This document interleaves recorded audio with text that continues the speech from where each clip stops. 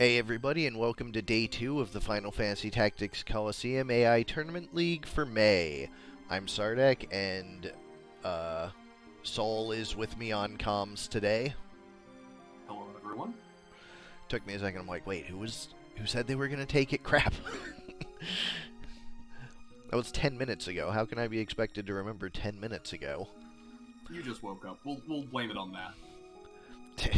You've not had your morning bloodshed yet. Thank God for small favors.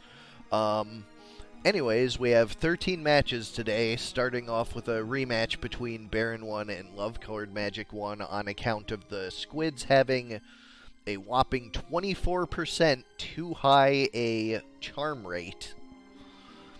So, we'll be doing a rerun on that, and then starting in on the 12 for the day. So, a lot of matches. Let's get it started.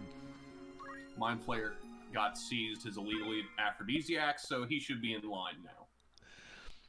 Well, one would hope anyways.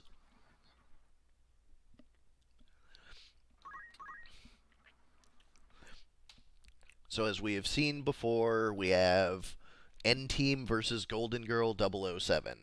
For N-Team, Monk with Earth Clothes for that strengthened Earth Slash, Steel HP Restore, and Attack Up. Nina the Geomancer with basic skill Counter Flood and Magic Attack Up. Basic Geomancy package there. Nil the Mind Flare, the source of all trouble. And Nell the Chemist with Talk Skill, Finger Guard, and Equip Armor. I talk, you listen, I don't listen. Other side, Junko the Monk, Time Magic, HP Restore, Equip Armor, Time Magic on a Speed 10. Tying with the Engineer.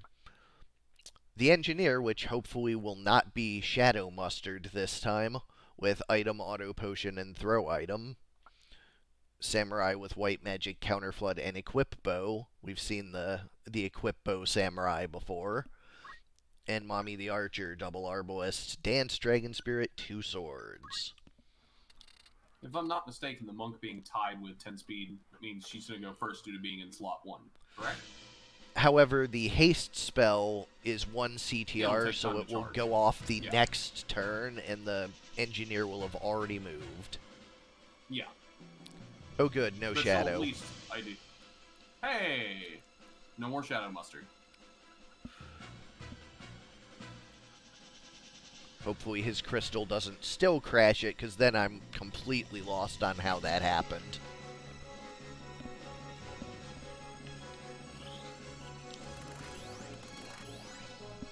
Got a haste hit on 2, so they should be quick to get into the action, and the dancing begins. She should be able to get at least 1 dance off before the combat really starts. If I recall correctly, the map really favored LCM in the beginning until Barren got up on the top of the castle, and then he dominated the rest of the game from that top spot.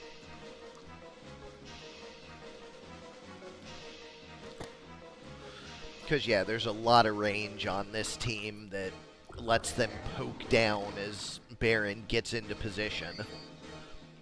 Big HP restore going off, though, making that a lot better for Barren than last time. Because that Monk was killed last time. Things already taken a different turn. Well, not so much anymore. Well, you know, he got to live a little longer. And they had to hit him twice. Yeah, it did get a little bit of tempo out of it. And also got an archer for their troubles.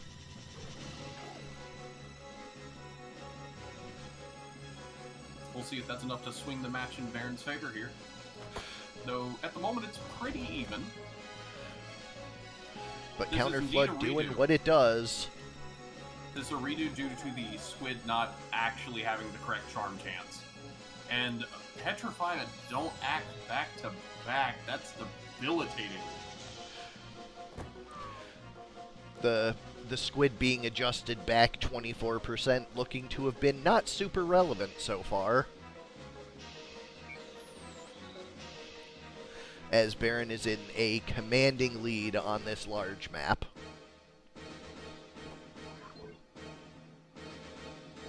I kind of imagine it'll stay that way unless Stigma Magic goes off and gets one of her friends out, which I'm not sure if the monk has. And right now, she really just wants to kill the other monk. And that is a miss, so it may have mattered. Although a lot of damage coming out from that Geomancer and that mime or monk being stuck in a loop with the other monk is not great. With Geomancy poking her down slowly. Oh, but life on the archer, that does change the formula some. Let's see if the archer gets a turn before she gets taken out, though. Doesn't seem it. Aqualung was not nerfed. That is still just as good as it's always been. Each one of these card models is another chance to get a Petrify. And get a feeling we're about to see a monk walk up, wave fist, and yep. Wave Fist and Life accounting for both of the team's actions. Ooh, and a mind control. This one hits both even. It is, in fact, the correct percentage, though. I was paying attention. Barren's monk probably just gonna be able to chill for a bit. Or probably isn't. Nah, doesn't get a turn anymore. His own Geo forbidding him. Now HP restore, though. Another mind control, but a miss this time. And Now with a the Samurai's life gonna being try and pick them charged. Charm and Death Sentence, a potent combination. Now it's just a matter of time until that Samurai goes down. And they're going to ignore her anyways, so... And with that frog being set, that's going to be That's it for game one.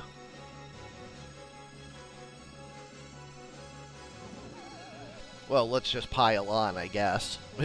Yeah, let's threaten the frog while, kick them while they're down. Monk gets his revenge. Crystal's going to start forming here with the archer. And I do want to see if there's problems with the... Okay, good. No problem with the archer, Crystal, at least. So now it's just a matter of waiting for two of the Samurai's turns unless she breaks out of Charm. I don't think the CT will, Uninteresting choice. I guess she was broke out of Charm? I think it wore off by time. Okay, I may have just missed it.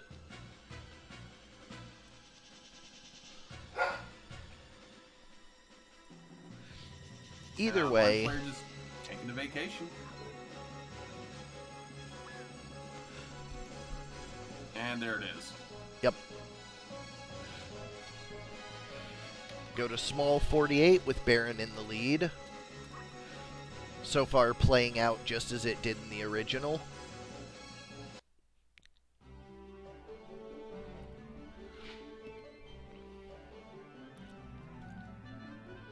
If I recall correctly, Barren was way behind, and a charm,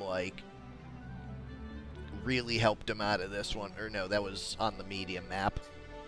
This one, Love Colored Magic just took cleanly. Yeah, that sounds accurate to a couple days ago.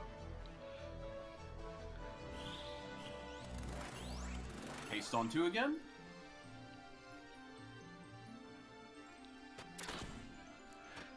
A Mocking Strike. Oh, double Mocking Strike. Well, there goes that reaction. Yeah, I don't know what reaction she had before, but she probably doesn't have a whole lot of it left now.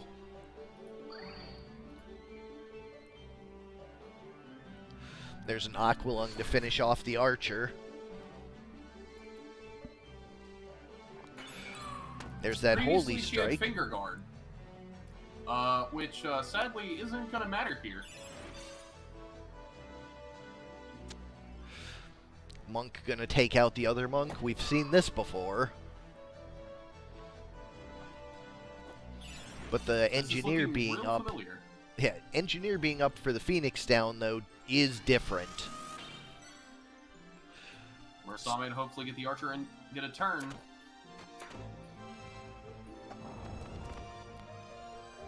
say, I do like the idea of double Mocking Strike. I think that could be really good.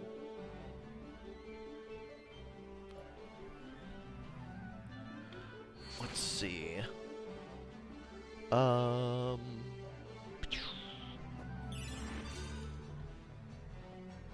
Mocking does say it's supposed to be 20 according to the DC, but I don't Yeah, know I if know, that's an issue with the graphics or... I'm double checking it right now. Yeah, this Mocking. is the first time we've seen it actually do anything. Given that it's on a, given that it did minus 15 and, or given that who it hit was Finger Guard, which is not actually relevant in this match, I'm gonna, like, let it stand unless it hits something else in Game 3, and then we'll sort it out there.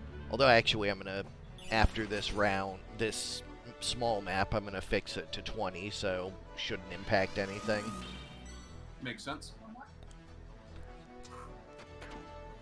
Makes sense, because, with Barren's team lacking any, not Barren's team, sorry, LCM's team lacking any talk skill, Finger Guard's not going to be of value here, but hopefully that choice will pay off in the future. Right. And it does look like, just like before, the small map is favoring love-colored magic.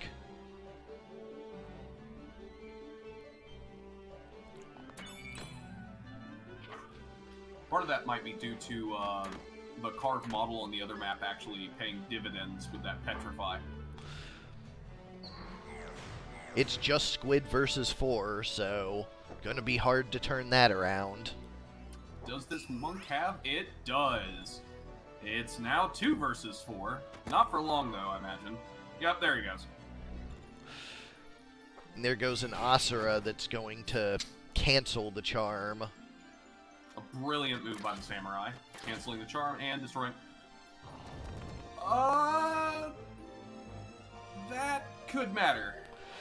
Not really, she's gonna win this round. Yeah. If they win this round, it didn't matter, but... Right, and I'm fixing it for Game 3, so this should be the final result.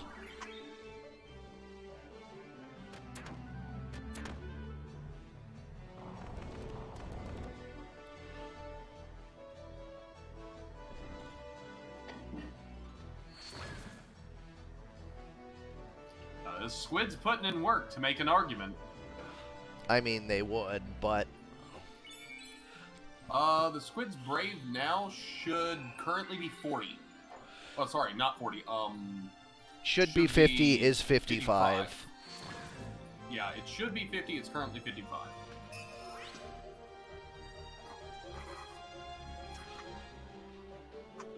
I had looked at his fate and not his brave. I pulled the team up on the side.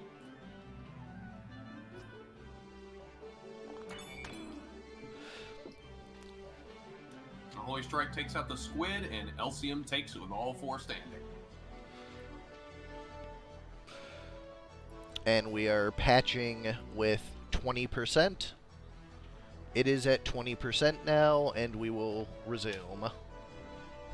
Thank you for using Mocking Strike LCM, and thank you, Archer, for actually using it. Minus 40 Brave sounds like a nasty fucking thing to do to somebody, though. That's really strong, so I gotta compliment that idea. I'd not even considered Mocking Strike with 2 weapons. I do love the things that we see like that here. It's why I run this as a tournament, to get data, is people think of things that I wouldn't, and we get to see cool things like that happen that I can strengthen if they're not quite there yet, but they're cool enough, or that I need to tone back that I missed.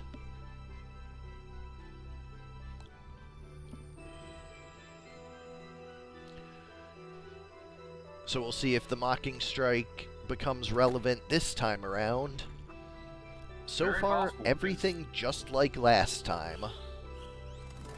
It's still the very start, though, so not really a big surprise.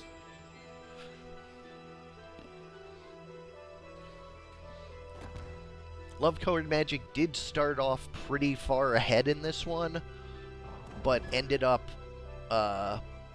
falling to the charm, so we'll see if that trajectory changes. Even with charm at a lower percent, like, you can still just land all of them. The result is not necessarily going to change.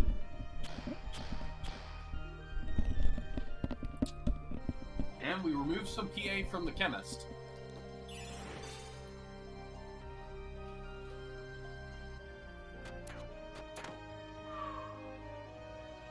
Well, missed the first shot, but hit the second and took the monk out, so it's all good.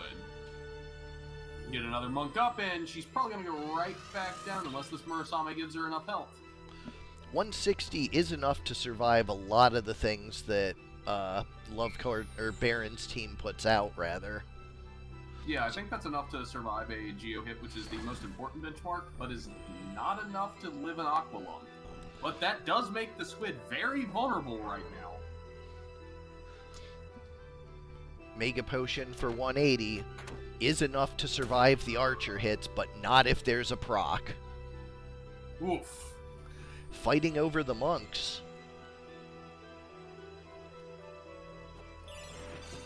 Which side breaks the parity first? Clearly this is the, weekly meeting of the National Monk Fan Club, and they're both arguing on which monk is cuter.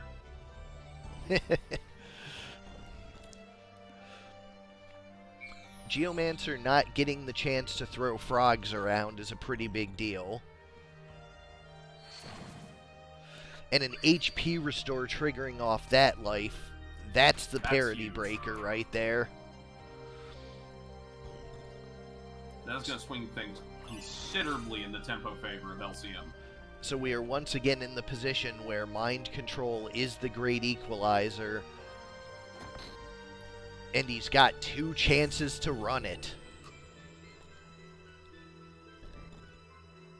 Let's see if one lands.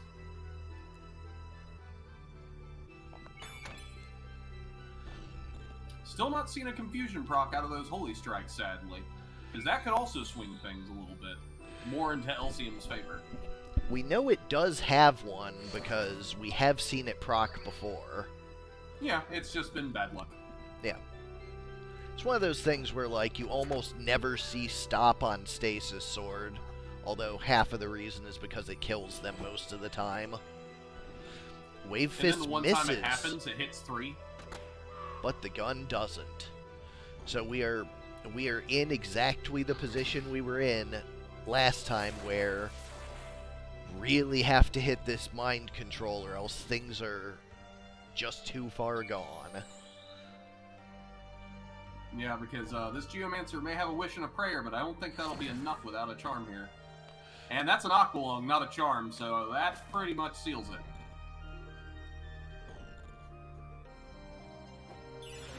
Archer is back up.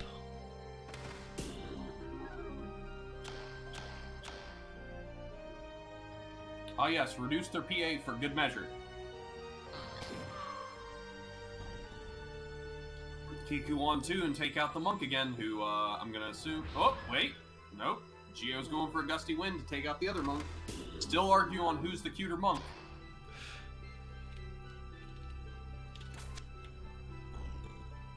Archer happy to just dance down there, waiting on the Geomancer to die. This time weakening the Geomancy, or attempting to anyways.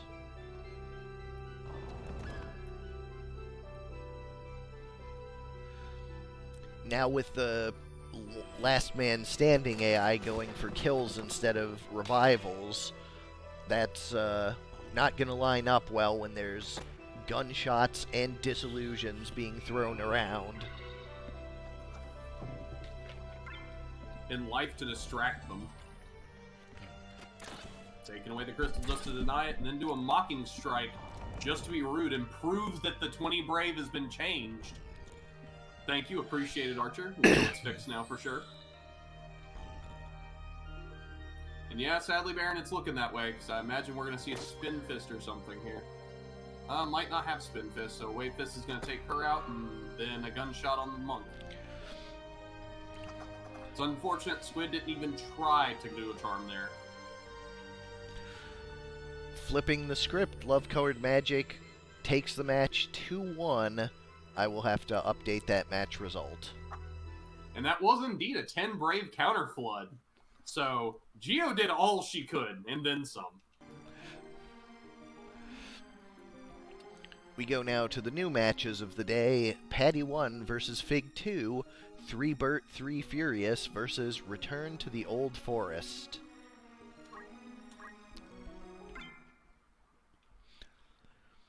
Little history on this. Paddy's first month playing, he had a team named The Burt is Alert, and 2 Burt, 2 Furious followed next month, and apparently now we are on 3 Burt, 3 Furious.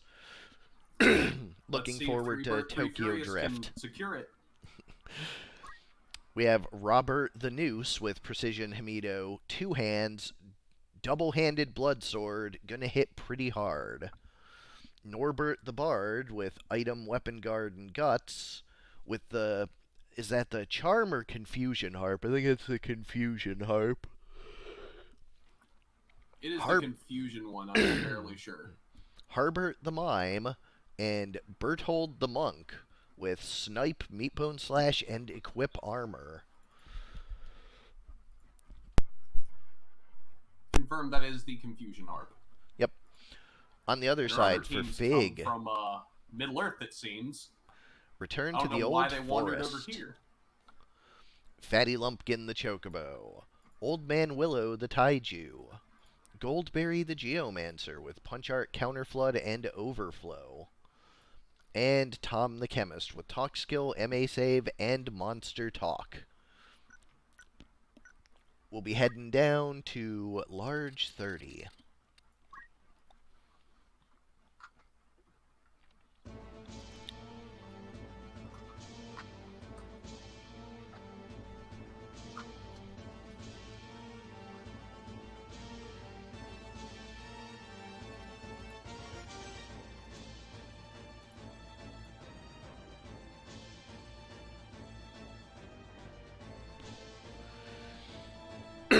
Chocobo moving up instead of sitting back and doing nothing, or Choco guarding, depending.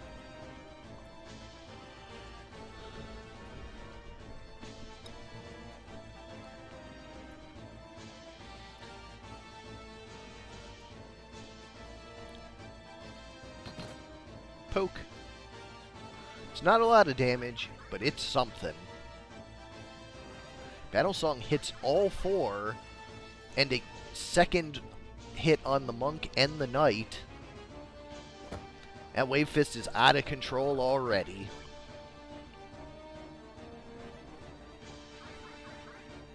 Misses the Monk with this one. And that one.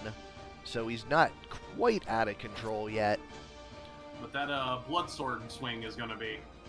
Oof. I think the Mime decided to stay right where he was, which is probably the best move he could make.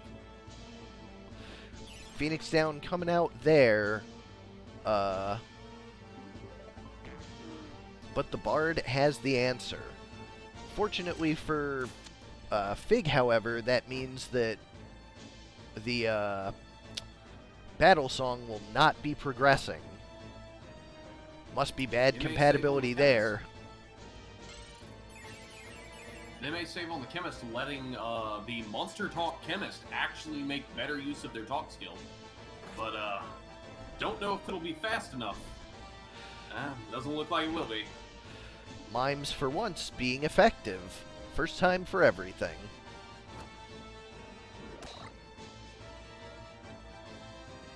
They have the potential.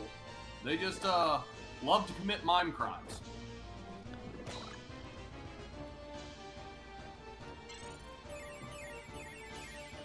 Does get one teammate up with the Spirit of Life. But she goes right back down and loses her weapon for good measure. I didn't think about it till now, but Spirit of Life can hit undead, right? To damage them? It sure can. Interesting. That's something to keep in mind for the tree versus undead matchup. If it does come up, sure is. Small 48 next. I mean, cursed rings in those trees are popular enough. I'm sure we'll see it at some point. Entirely coincidental that the small map on this is the same as the one on the regenerated match from yesterday.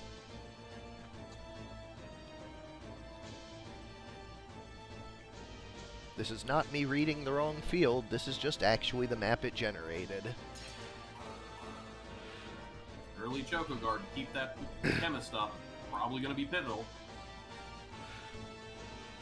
Yeah, with the big damage that the monk was putting out, having Protect is going to be a big difference. And it looks like it was on the Geomancer. Oh, my bad. I thought it was on the chemist based on the camera angle. Here comes the battle song. 1 for the monk. 2 for the monk. Missed the knight both times, but that monk is going to be scary. Mime is getting right into the middle of it. If that monk turns and punches, it's going to be... the tree's going to feel it. And sure enough... Missed again.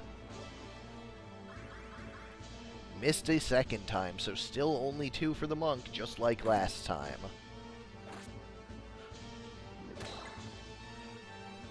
That blood sword on the mime is going to be huge, because it was really low, but now it's not. We got a stop coming out. He was not persuaded to stop his death march. The bard has stopped singing, though, and gotten petrified for it. Spoony Bard's getting stoned. 74% death sentence fails on the knight. To be honest with you, you probably didn't want it to land anyways. A Bloodsword 2-hands knight running around for free for 3 turns?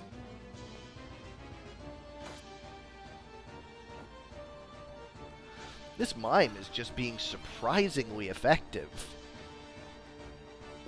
For sure.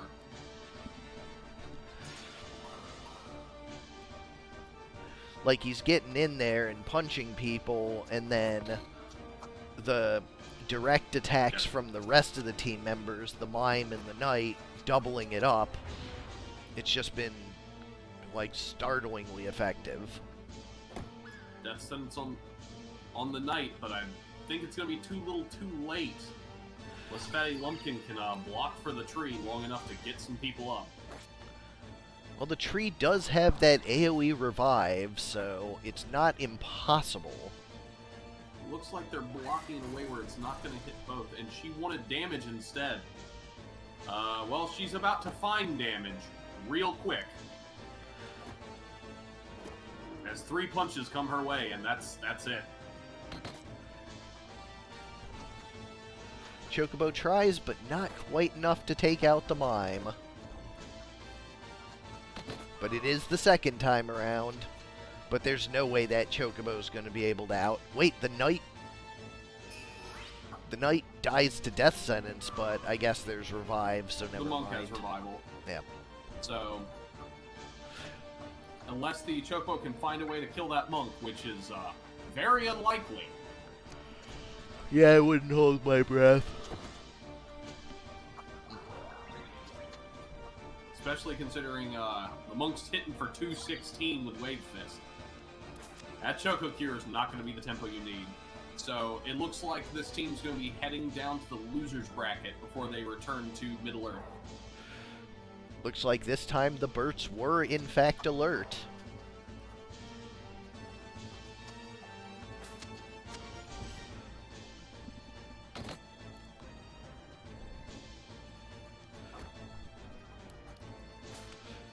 Second crystal for the mime. There it is. Paddy 1 takes it 2-0.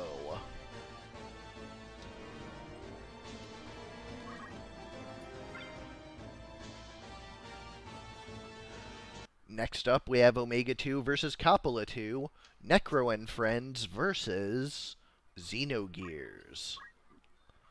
For Necro and Friends, we have Shay, the Lancer, with Punch Art, MP Switch, and Martial Arts.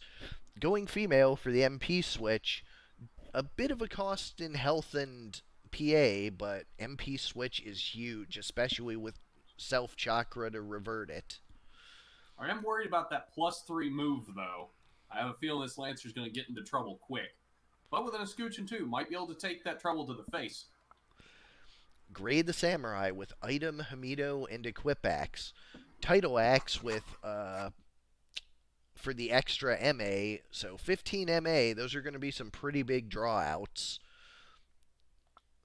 Sawyer the Bard with Sing, Talk Skill, HP Restore, and Equip Armor with the healing strings this time. 12 MA for the Talk Skills.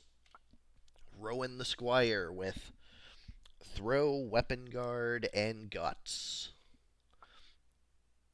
On the other side, Sita Nuzuki with with Draw Out, Basic Skill, Counter Flood, and Attack Up. Fei Fong Wong, the Monk, with Basic Skill, HP Restore, and Equip Armor. Ellie Van Houten with Time Magic, Weapon Guard, and Short Charge. And Emeralda Kasim with Summon Magic, Catch, and Magic Attack Up. So, big damage coming out from the Wizard with Black and Summon. Priest with Time Magic for support. A Durable Monk. And a Counterflood Samurai with what looks to be sword skills. So let's see how these two line up against each other. Large 29 to start.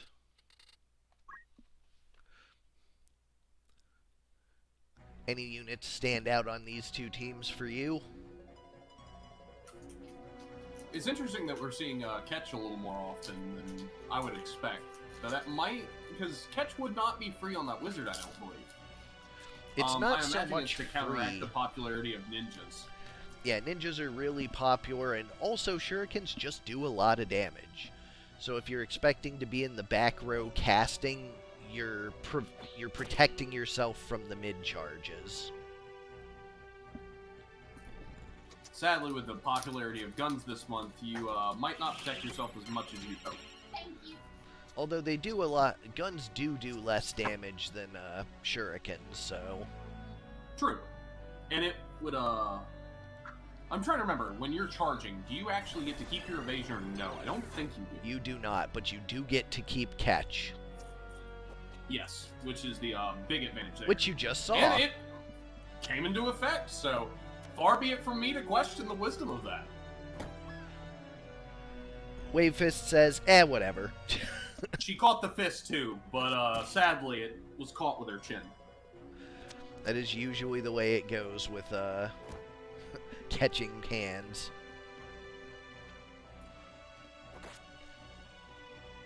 Speedy shurikens for 120. Full life brings the wizard back up immediately. She lost her spell, but...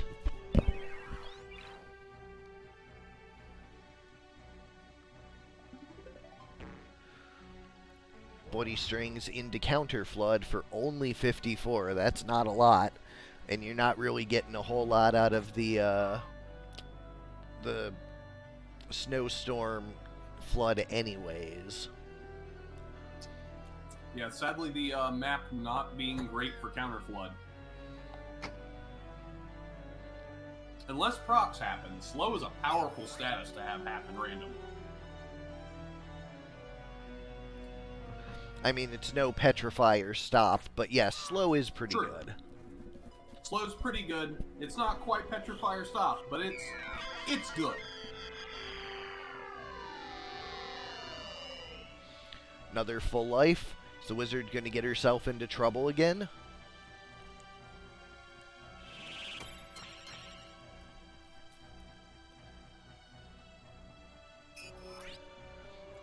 Full team is back up, and the enemy team is split, so this may work out for green.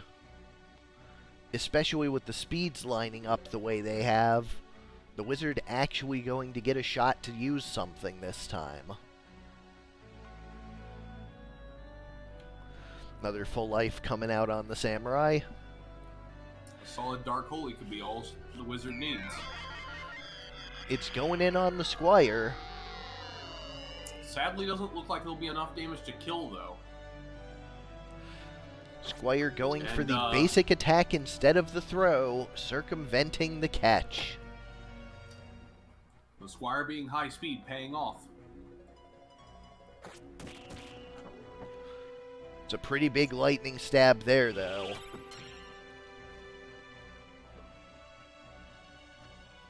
And that samurai just kind of chilling down there, slowly working his way back up. Ooh, a solid earth slash on two, though. And lands on both. This time, it's the priest's turn to get mid-charged. The speeds on Necro and Friends really just working out super poorly for Xenogears. It doesn't help the Xenogears' fastest unit is that samurai who keeps going down. Did that say silence? It does. Oh. Because I believe snow is supposed to be slow.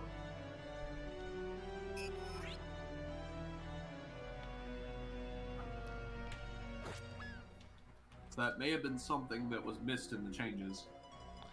I mean, it wouldn't be a change. It would probably be a transcription error on my part saying slow when it was silence, but...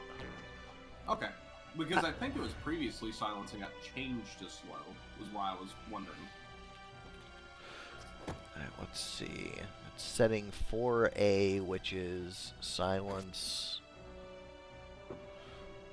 Let's check the DC. Okay, so it does match the DC. It's just a misremember. Oh, okay. Yeah, slow is gusty wind, not snowstorm. That's my bad. That's completely on me then. Eh. Easy to verify I mean, anyways. It's not like I haven't made this kind of mistake 70 times already.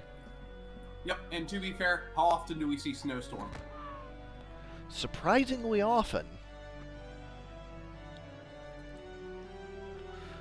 You did, Paddy. You missed you winning. Don't spoil things for people who haven't seen it yet. Sorry, my bad.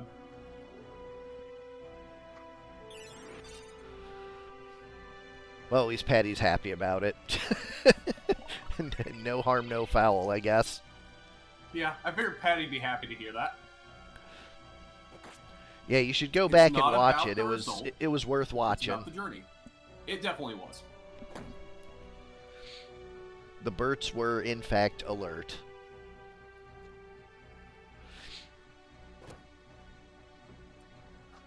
So this one monk versus the team, I imagine that's not going to end super well for Xenogears.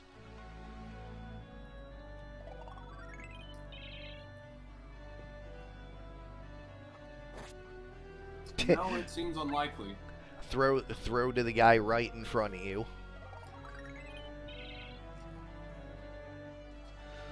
Bard's going to go in and try and finish it off, but does not land it. It's not about the damage. It's about us making a statement. Oh no. Crystal just in time, but the monk doesn't take it to get off a bigger earth slash. That's a surprising choice. I mean, hey, it's a decision. And to be honest, this looks like it's already stacked in the other's favor. So he may have just been giving his own run a mercy kill.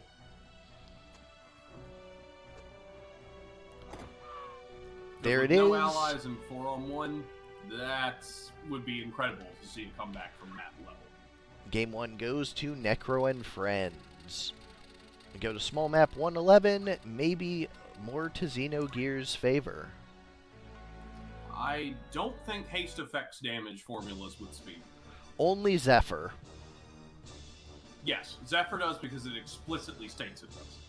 Correct. And that was something you added.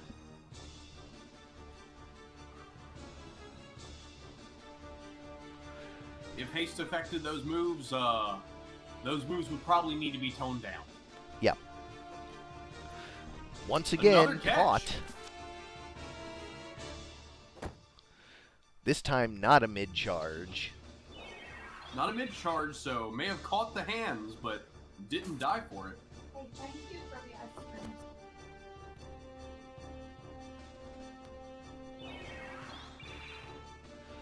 Full team Kios on both sides. Damage is reduced for everyone.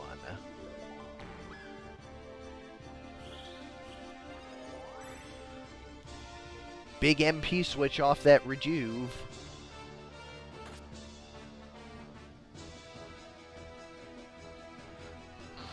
A solid Kiku coming out.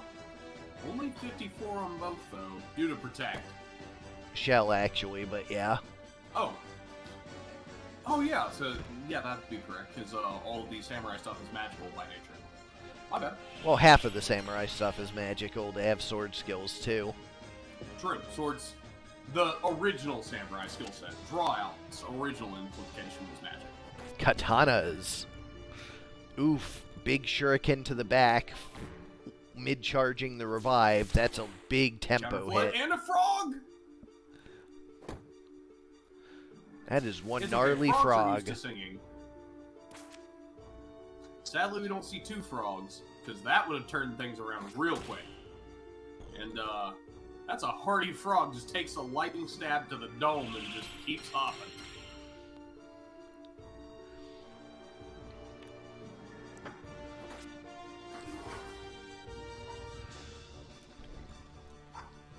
And of course, Really as wants to is kill the ever the frog. case, Frog is a huge AI target. Turns out, when they were programming the Tactics AI, they, figured out that the entire development team just hates frogs. Defending Frog? That's a sprite you don't get to see often. Goodbye, Frog. I don't like this Squire. He removed my frog.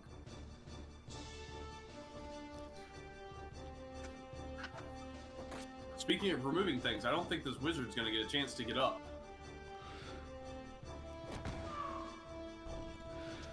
Bard does go down, but is immediately What? picked back up by the Lancer, and, well, It's a 4 on, well, now 1.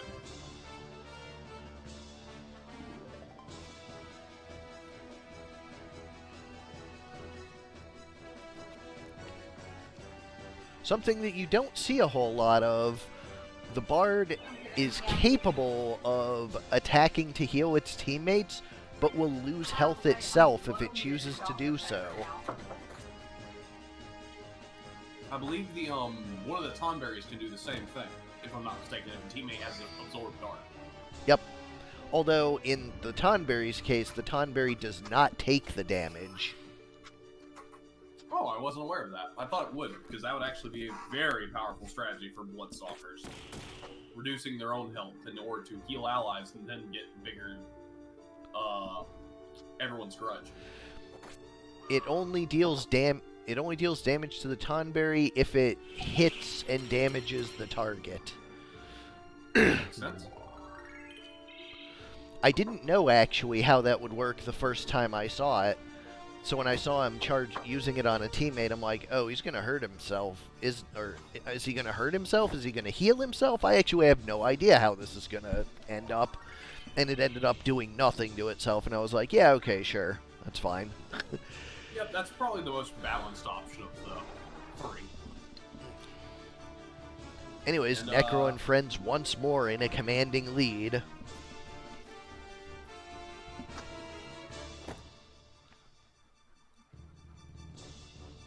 And with them blocking off the other samurai, I don't think he's going to be able to get up, and that seals it.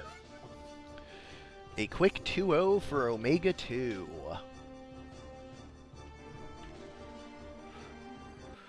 Up next, we have Ludo 2 versus Sardek 2. We apologize for the inconvenience versus Call of the Wild.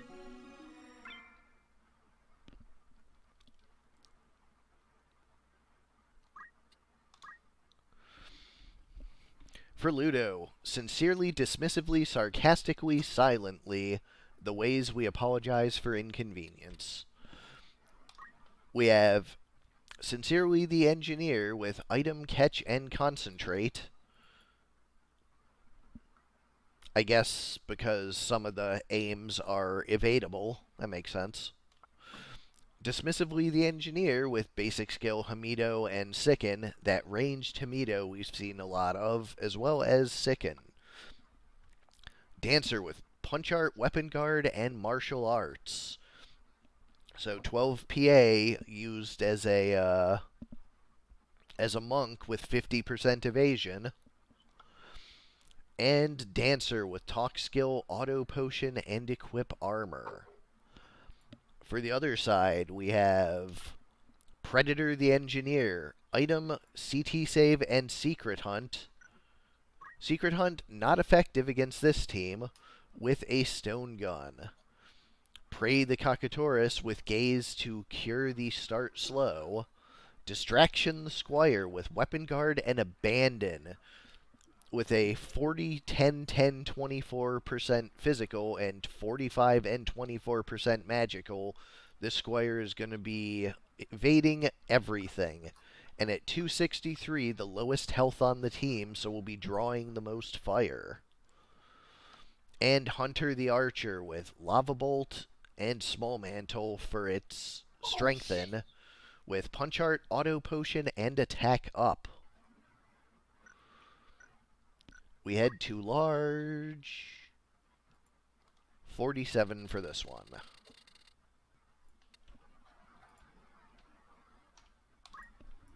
Of interest, the Predator with the item actually is the one that has Phoenix down. The female Squire does not. Though the female Squire is running Ambrosia and Wish. So we've got 3 Revivers on the team with the Archer running Revive. So if and when that bird goes down, there'll be plenty of people to pick him up. And right out of the gate, the Stone Gun slow is cured.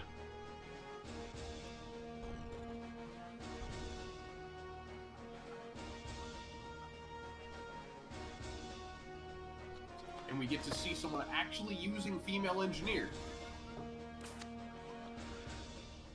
Thankfully, Which this also shows that we don't have a shadow one. Yep. Thankfully, the sprite problem was generic and fixed both of them, and not me having to do something to Mustadio. Because if I missed the other one, I'd have been like, oh, come on. Death sentence on that evasive Squire. She can't evade death for forever, it seems like. I've seen Final Destination. I know it comes for you. And sometimes in the most silly possible ways. Squire with Ambrosia for the sickened bird.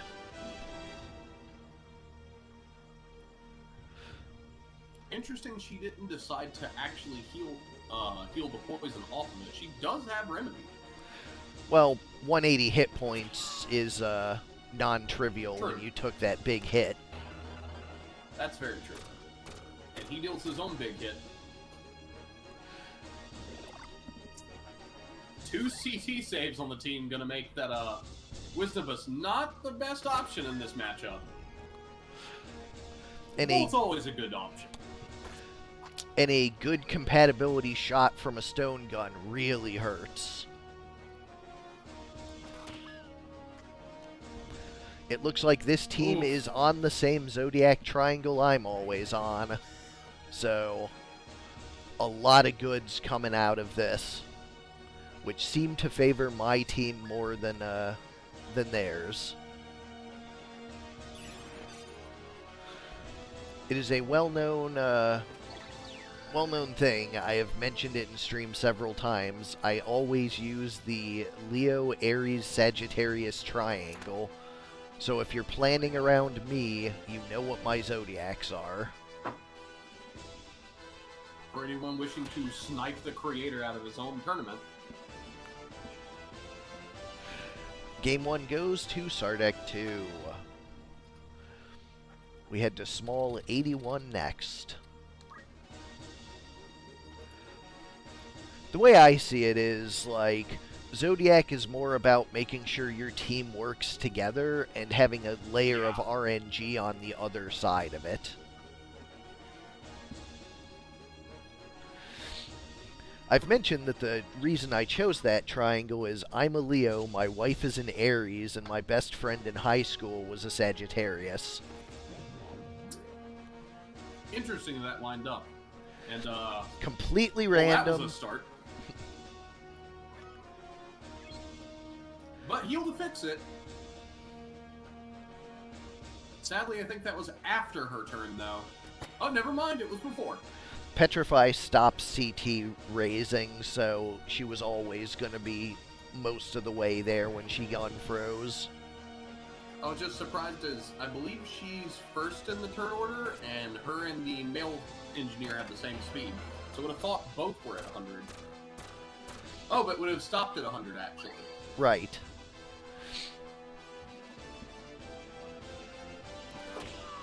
Yeah, good compatibility with my team when it's my high damage team. Not working out in Ludo's favor.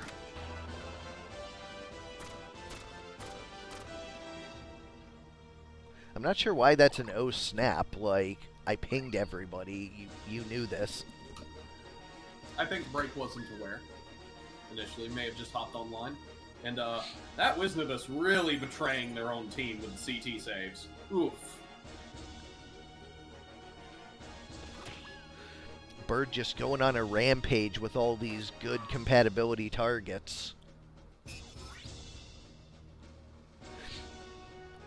Stopping the Wisnibus actually probably in Ludo's favor. Probably.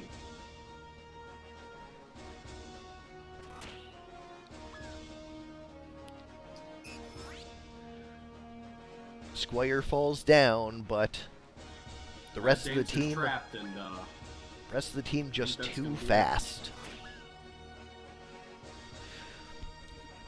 A quick 2-0 for Call of the Wild. And Break, what do you know? Just on time, you're up next.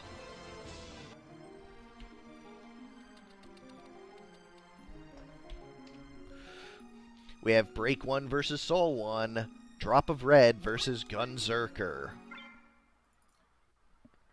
Gunzerker wins this match 10-0. Clearly. Best of luck to the terrain. For Break, we have Sekido the Oracle with Faith Rod, White Magic Auto Potion, and Short Charge. Notably, there is not anything there to mitigate the lightning weakness, so if there's any throw lightning balls, that Oracle's going to be taking some hits. An also interesting point is, I'm double checking, but I think I actually do not have Weapon Break on this team. Never mind. Karaku the Chemist. I was curious about. Yep. Karaku the Chemist with Elemental Counterflood and Overflow. Urogi the Ninja with Basic Skill Dragon Spirit and Guts. 13 whole speed. That's a fast ninja, but only 236 hit points. Will it survive long enough to affect things or go down early? And Aizetsu the Lancer with Punch Art, Barrier, and Magic Defend Up. With an E2 and Magic Defend Up and Barrier, this Lancer is going to be an enormous pain to deal with. And move HP up on top of it. On the other side, Field Support the Time Mage with Item, HP Restore, and Guts. Rambo the Knight with Red Shoes and Stone Gun. Can't wait to see how that works. Paddy destroyed you, Fig. 2-0, very dominating both games. Still a fun set of matches to watch, though. So, Gunzerker with the Stone Gun and Red Shoes. Look out, terrain. You're on notice. I also shot put first. Barbuda, because I'm already slow. Might as well, right? I shot first the Engineer with Hamido, Deadshot, and Precision. Deadshot and Stone Gun's going to do a lot of damage. And the Jungle, the Ochu, with Bad Breath and Goo. Time Mage, of course, 10 speed going before either of them to start off that haste. Head 2, large map 106.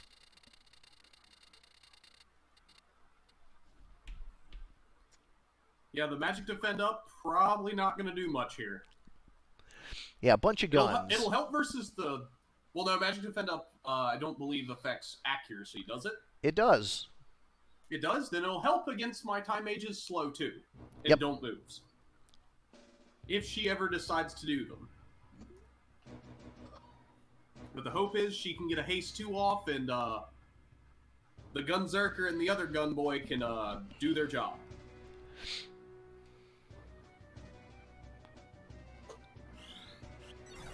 Haste 2 comes out. All 3.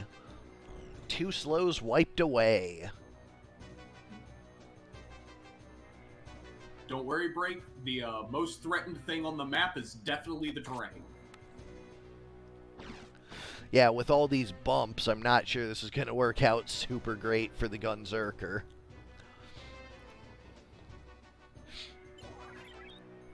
Quick top off of her. She runs away? Oh no. She's doing exactly the opposite of what I had hoped. Well, she ran sidelong instead of straight into him, so not the worst. No, not the worst. So let's see what the Gunzerker does. 294.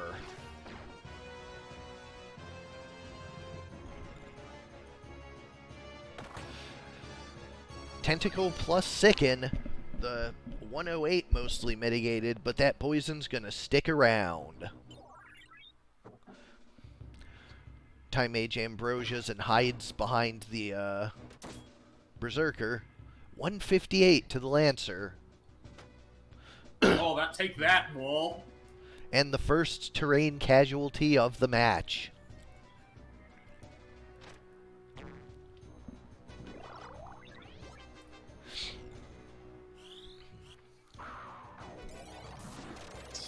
Spell Absorb to steal 9 MP. I'm sure that'll swing things a lot. Yeah, sure, why not? Without MP, what will my Gunzerker do? Fire!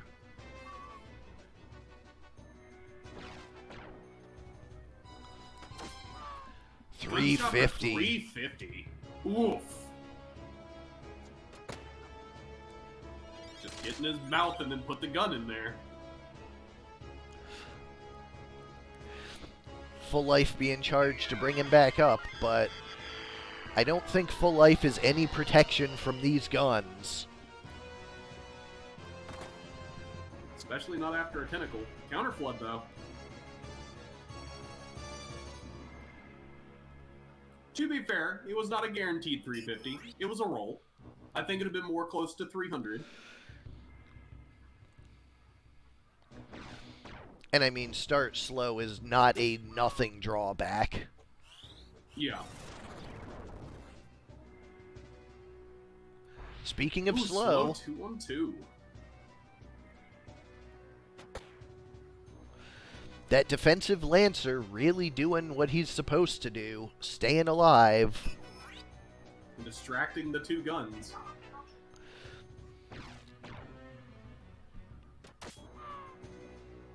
.364. The Deadshot Engineer showing the power of Stone Gun plus Deadshot.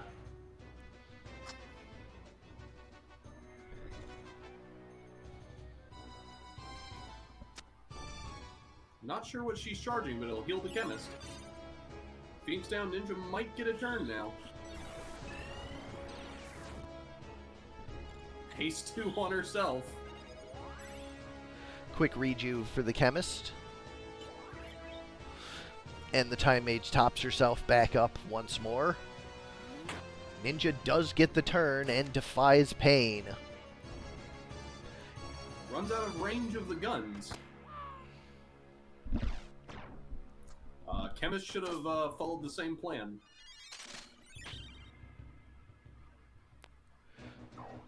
Chakra for himself. Still staying up. goo to don't act the Oracle. That was a 38%. And then don't move. The Oracle is not allowed to play the game anymore. One Camino gunner does not down. help you versus shurikens. It does, actually. Oh, it does? Oh, never mind. Just bad luck then. Yep. Goodbye, Oracle. Don't act, don't move, and then death.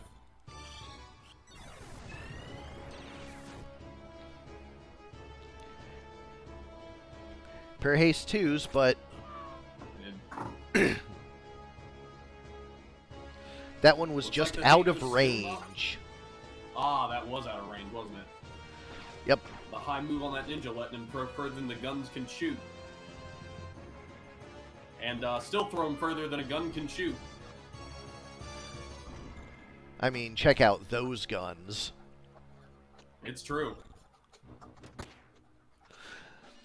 Brake's Lancer proving to be incredibly difficult to take down. But I think as long as they prevent the Lancer from actually getting over to revive anyone.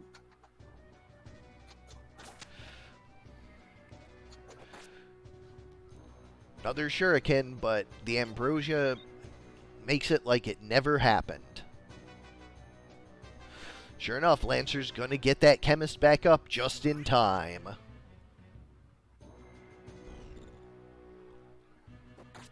Ninja keeps now gonna harassing trace- the Time Mage.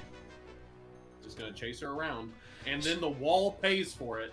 Second breath. terrain casualty. And a double petrify and a frog. Oof.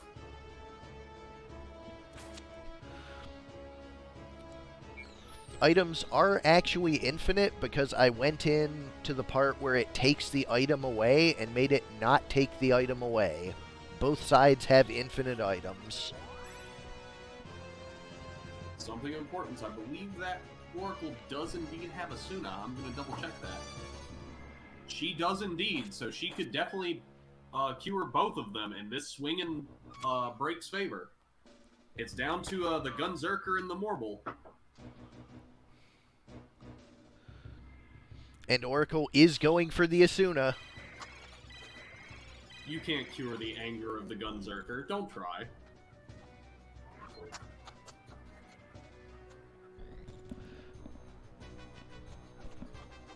Oh, and the bad breath.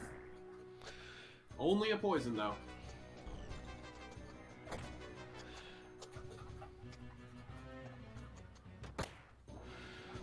This Lancer proving enormously effective for Break.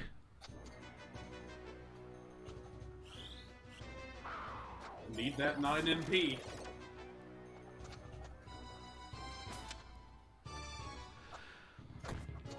$150 triggers the Regenerator.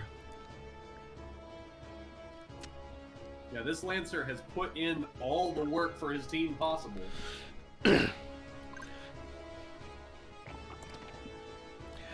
Don't act in Don't act poison. and a poison. And the And a Oracle goes gunshot. down. If they can get the chemist down, this could swing things. Chemist is going to get the Oracle back up, which is going to draw the fire from the Gunzerker, it Lancer's looks like. petrified.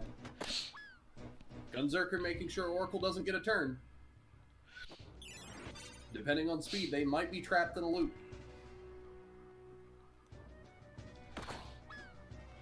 If they are, it's in Gunzerker's favor.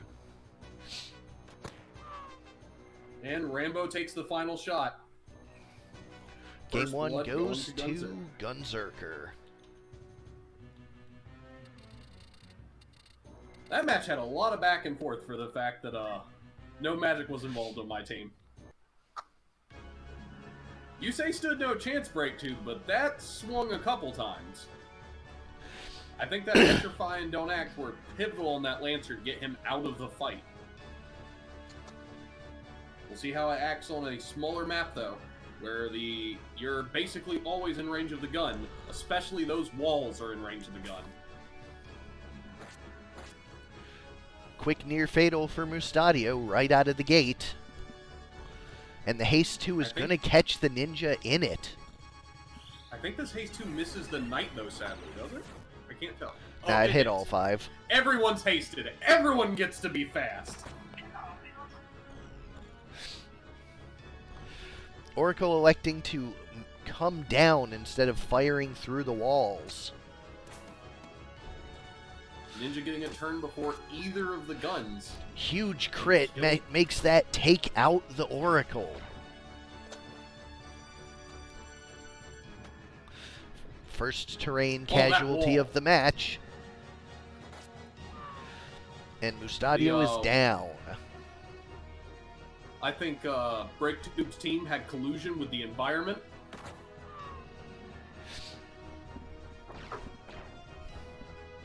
We raise, hopefully, this engineer, and... Okay. He does not have a self-heal method, so he is in the corner. Yep. Once that time mage goes down, there is no revival on this team. It is kill the enemy or die trying. Oh, is that Warble trapped? 3 jump. I don't know why he didn't hop up there.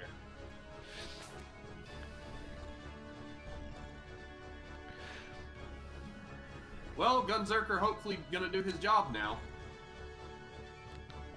Bad breath on 2. Just and a frog. We got a frog lancer. And catching rejuvenate. Bonk. Oh wow. That is one scary frog with a lance.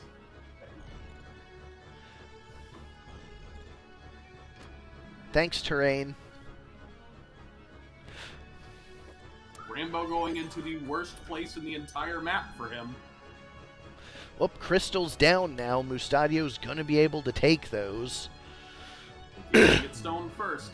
But a mid-charge? Not enough. Doesn't kill.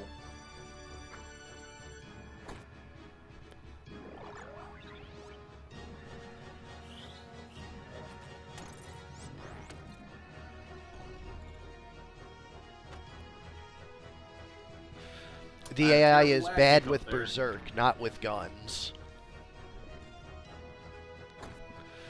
Basically, the checks for terrain and height and everything are skipped when you're Berserk. You just swing. Okay, I just missed the last, like, 5 seconds due to my internet, having a hiccup. Don't know what happened. I got stuck in a menu.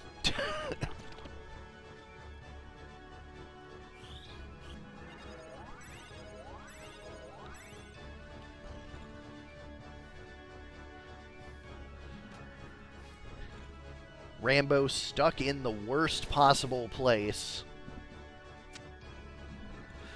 Although the chemist, being super friendly and helpful, decides to walk into somewhere Rambo can fire. Okay, hopefully I'm back now. Internet decided to stop working, and it looks like the Petrified did land, sadly. And Rambo just stuck in that room. But Diz does find the shot! He finds the line. Maybe he'll leave the room now.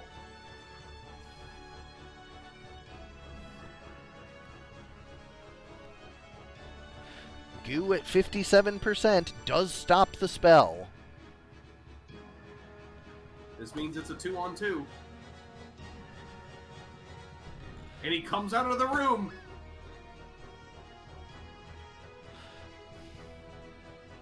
I believe this is a permanent 2-on-1. And it's now one tank versus another. That Lancer's going to need to be able to get to the crystal. I don't think Chakra's going to give him enough, but if he hides behind the terrain... didn't hide well enough. 116. But he's still Thanks to alive. Barrier, he does make it. Between Barrier and thanks to the Rejuve, wall. he does make it to the crystal.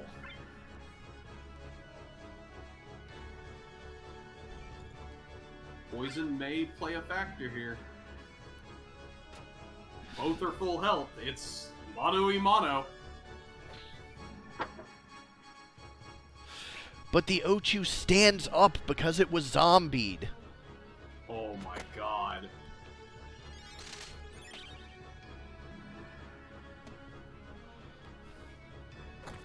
Lancer deals with it again. And double turns.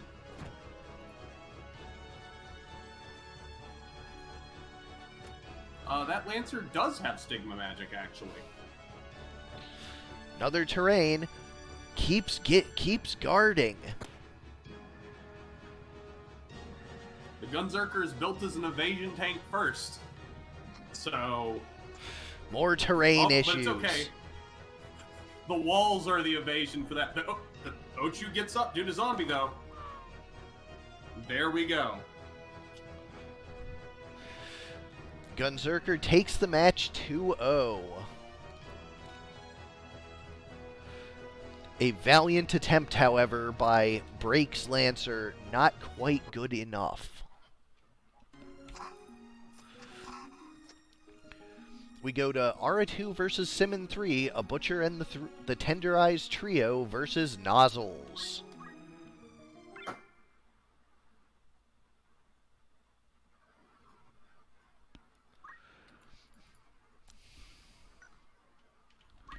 For Ara2, we have Butcher the Bloodstalker, Beef the King Behemoth, Impossible the Taiju, and Soylent the Archer, with, of course, the infamous Lava Bolt Small Mantle, with CT Save, Item, and Equip Armor.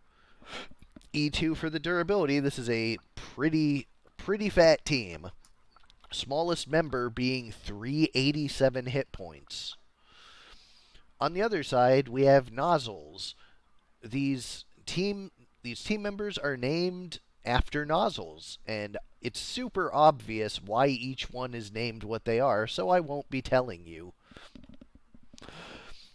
Flat Fan, the Black Chocobo with Choco Ball. Hollow Cone, the Geomancer with Punch Art, Counterflood, and Overflow. Full Cone, the Trent with Blessing of Nature. And Solid Stream, the Chemist with Black Magic, Absorb Used MP, and Short Charge. Theme on full display here. What a powerful example of team building. We had two... did you say that was Butcher for Team 1? Yes. Okay, maybe I missed something.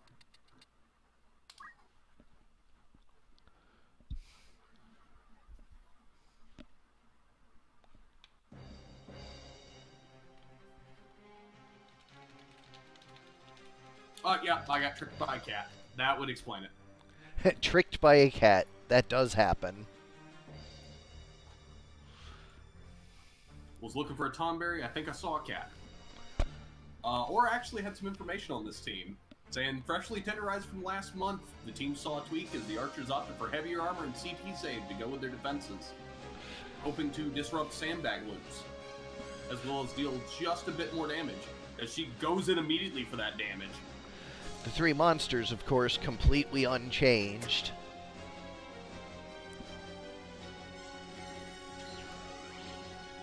Blood Ritual for only 90.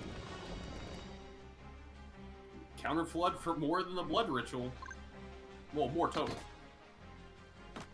Meatbone takes slash, out and the here goes Chocobo immediately. Geo pays it back in kind, but there's that aforementioned CT save coming up. 12. Yeah, okay, that's correct. Carry on. I think it was Compats. Yeah, just buff the Behemoth more.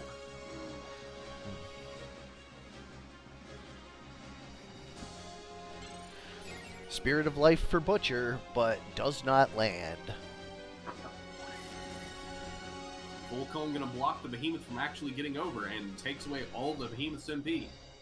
Not that he needed it. Carved model making a beautiful Behemoth statue to sit on that edge. The Feng Shui in full force. Joko's back down. Let's see if the tree can pick the Bloodstalker up this time. Sure does. And that archer does have soft, I believe. This is going to be a mean everyone's grudge. Not quite enough to kill. Nor is the counter flood. Gio's distracted with doing chakra, so unless the chemist has something ranged to hit with, which she does.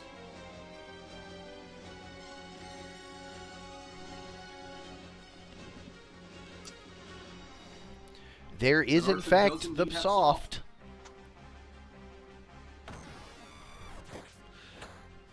And a life break. 105, not too bad. Gio just getting themselves healed up with chakra as they go to move in and go for more Gio. I feel this is honestly a very strong map for Geomancers. With the prevalence of carved model and the little gap there, it lets them sling Geomancy from across the stage. Is definitely one of the better places to be a Geomancer.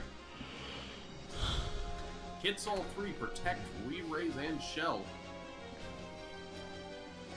Archer not exactly where you probably want her.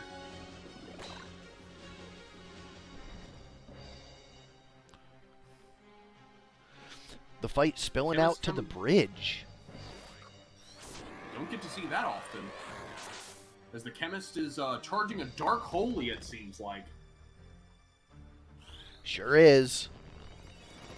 That damage number, I was pretty sure. 174. CT save, though. Magic Spirit to top her off. Undoes the Dark Holy, at least. That undoes the cost of it, so we have turned back in time. Sadly, though, it appears the Bloodstalker is probably going to die. This may become a permanent 3-on-3 before long.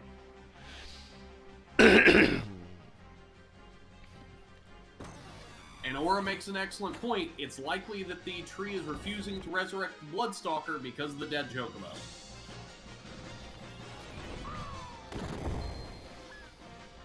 I think the Archer, well, had a chance. Now the tree's willing because 2 allies are down.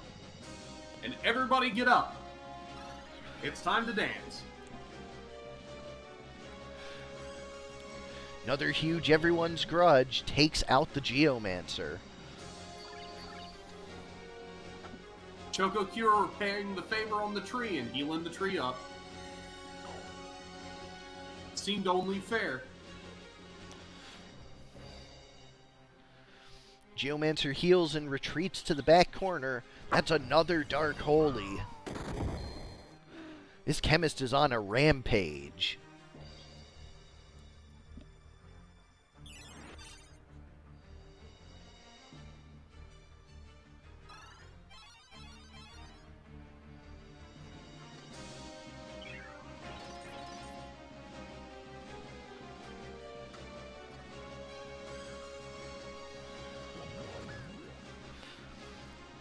And the Geo is back down.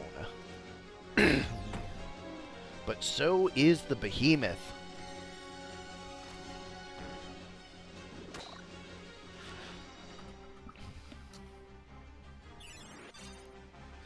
Behemoth being brought up with Phoenix down does create opportunities for immense Omegasts like you see here.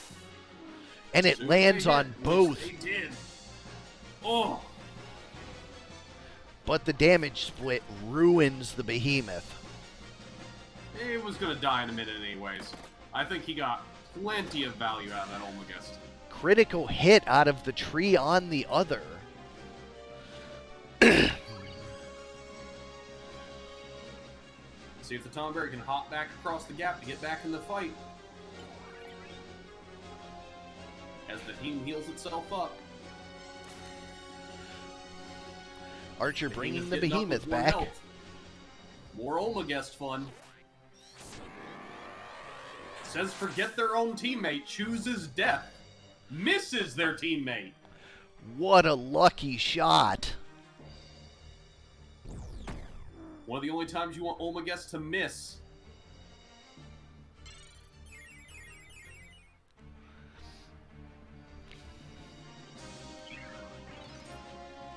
be honest, a part of me wanted that tree to run in and just leaf dance all four. Here comes the blizzard on all four, though. Guess we didn't need the tree. MP split saves the behemoth's life, though. He chooses to sit there with it, though. Hopefully creating a distraction? Tree is down, and that's the first crystal of the match. Dark Holy coming in on the Archer. Omegast on the Chocobo. Chocobo is down. Tree spirits itself back up. I believe the Archer lives this. Oh, she does. Well, now she does. Smart choice by the Archer to choose her own life over her teammates at the moment. If the Behemoth gets another chance to Omegast, though, could see another death almost immediately. CT save, that could be huge. Real question is, does Chocobo get a turn? Does because of a Phoenix down. Going for the Omegast on the tree. But it misses. And that tree is in excellent position. Considering how many he's hit, I think he's done pretty damn good compared to his contemporaries. We've seen Omegast miss really often, even after the buff. Yeah, I mean, the buff was pretty significant. It's got like a, I want to say 63% chance to hit now, compared to the 43 of last month. Guts for the Bloodstalker. But the Chocobo can't get in range to punish.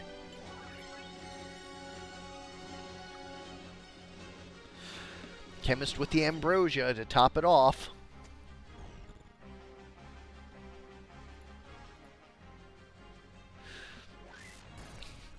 Leaf Dance for near fatal. Can the Chocobo finish it? Takes the crystal. Do we see a Guts? We do not.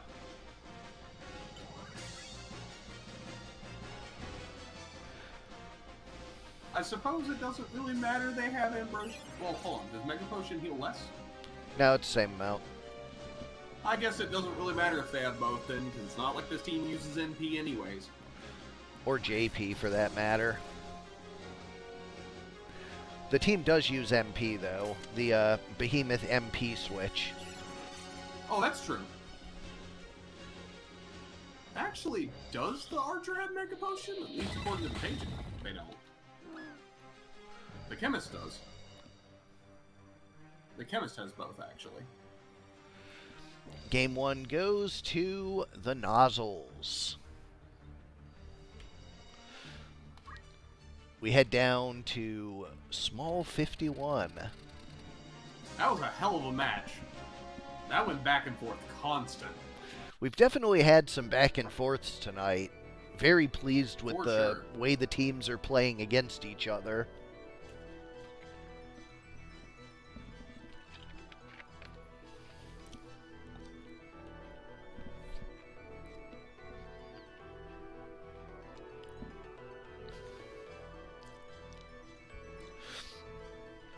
Chocobo with the Choco Ball from downtown. Swish. Quick Demon Fire catches the MP. No sleep proc there. And I think he might still have MP for MP switch. I mean, he has like 17, so probably not. Never mind. Yeah, Behemoths do not have a lot of MP. For some reason, I thought they did.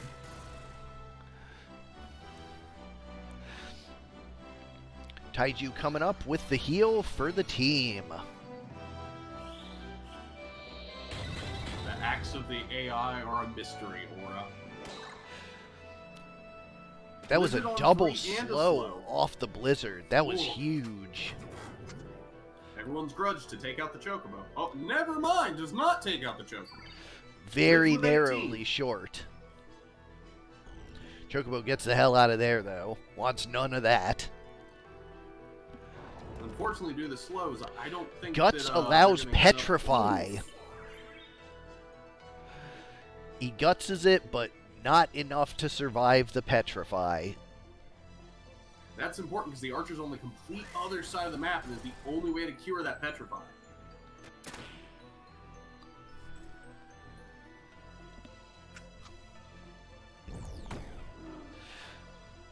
And the behemoth goes down to the Choco Ball. Things are not looking good right now. Yeah, AI only looks at accuracy in the case of the accuracy being 0. That is the only time it knows what accuracy is at all.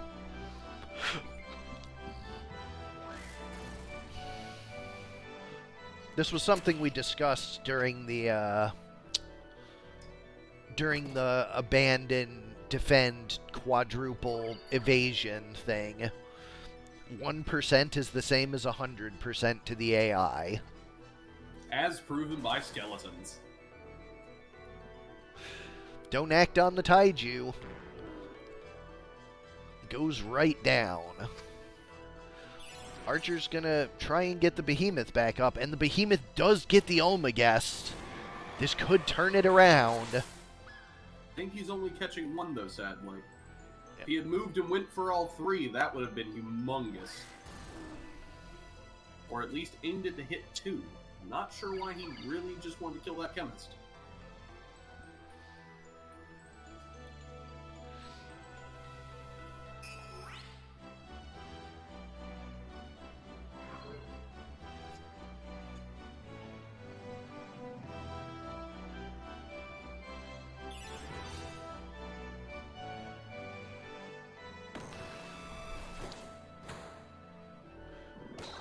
Tree taken super low, but damage split, of course.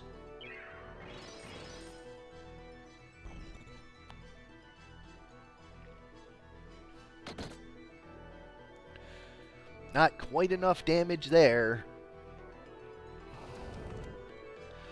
But that is. We have 2-0 for the nozzles.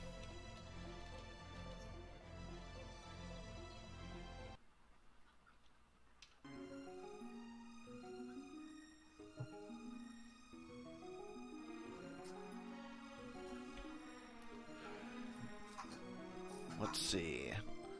Up next, we have Cup versus Ajorably 1. This team sucks versus Nordstrom. Well, let's see if it does, Cup. I will be back in just a moment. You got it. For this team sucks, we have Doug Dimmadome the Thief with Precision, Weapon Guard, and Abandon. Quinn the Thief with Item, Auto Potion, and Equip Bows. Corey the Monk with Basic Skill, Counterflood, and Equip Armor. And Oakley the Priest with Time Mage, Counter Magic, and half of MP. On the other side, for Nordstrom, we have Odin the Oracle with Item, Dragon Spirit, and Throw Item with the Dragon Rod. Braggy the Geomancer with Basic Skill, Counterflood, and Abandon. Pretty hard to hit this one with, well, pretty much anything. And Frigga the Lancer with Talk Skill, Auto Potion, and Defense Up. 8 MA might be a little low on the Talk Skill hit chances, but really durable anyways. And Saga the Trent with Blessing of Nature. We'll go to large 6.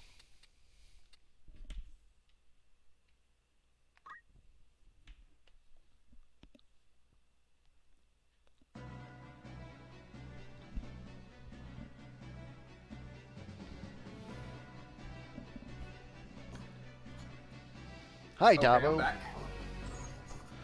Just in time. Match is just getting underway. We have Cup in green at the bottom and Ajorably in black at the top.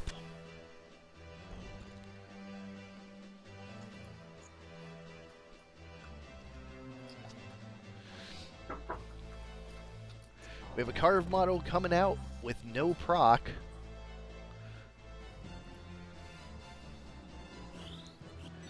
The haste 2 right out of the gate, catches 2.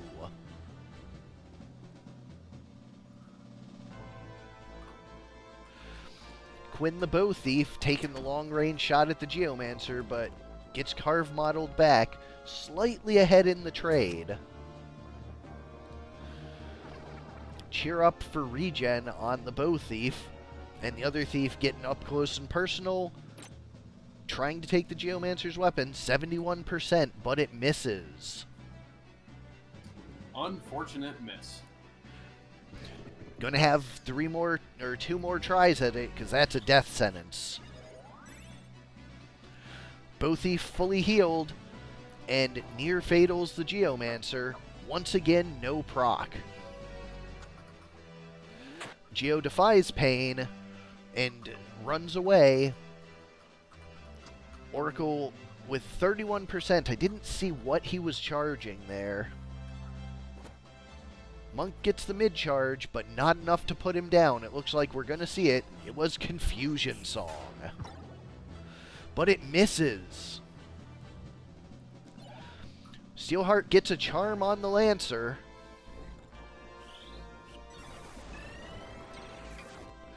The triple haste here. Another near fatal. For all that the team is purported to suck, it is in the lead right now. I think this may be a bit of an imposter syndrome moment for Cup.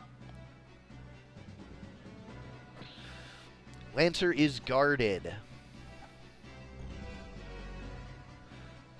Thief gets one last Steelheart off before dying and gets a second charm. And gets the re-raise off of the charmed target.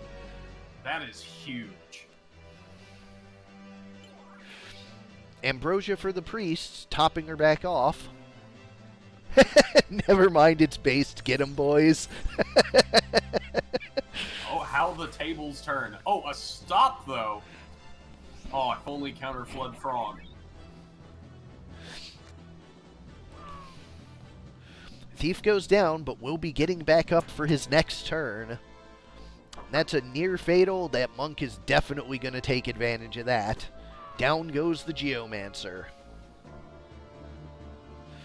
Mimic Darivon does not land. The Oracle stays up.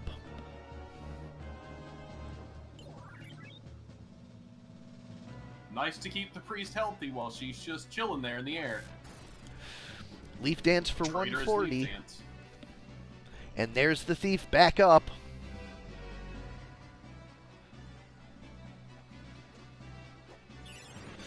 Phoenix Sound does pick the Geo back up, but Monk actually ignoring her, going for the back attack to take out the reviving Oracle. Actually, probably much better, especially since the Thief catches the Geo.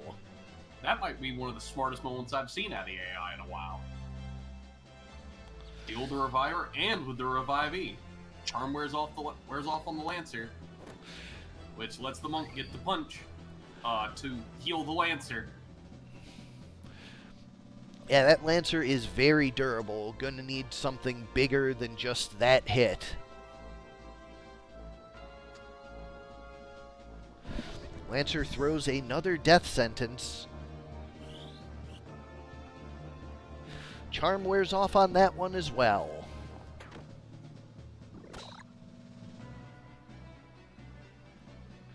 It's going to go for a Leaf Dance. Not quite enough to take out the Thief. Auto Potion negating almost all of it. Another Rejuve being charged. Monk does get that hit in. Oh, it's a haste 2 actually for the whole team. That's going to swing things even more in their favor. And fast.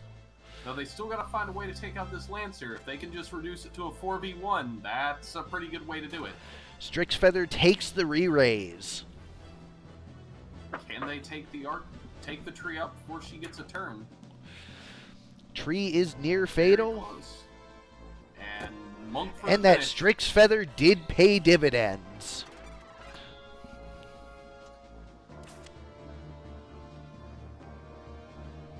It is now a permanent 4-on-1. Talk skill notably having no revivals. Well, 4 on 0 for a couple turns. There's Shell and Still managed Protect, to make a monk die. Impressive. but he comes right But he's back. back Heartache Strike for Berserk. That Lancer no longer has her reaction, so it is now just a matter of time. Her health does not increase anymore. Now it's just a matter of dealing enough to her. As she rushes in headlong and murders that priest. Heartache Strike misses the second time.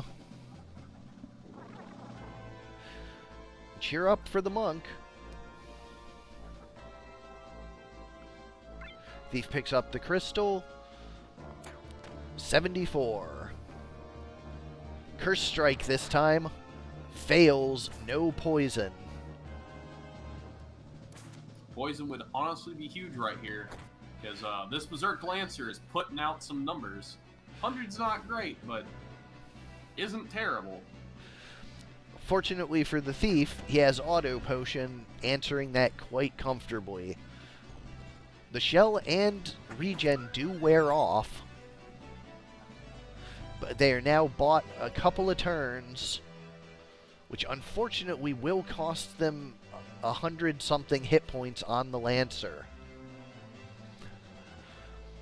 And their Priest is unfortunately not in a position to be revived with the revives this team has, so it will be a 3-on-1.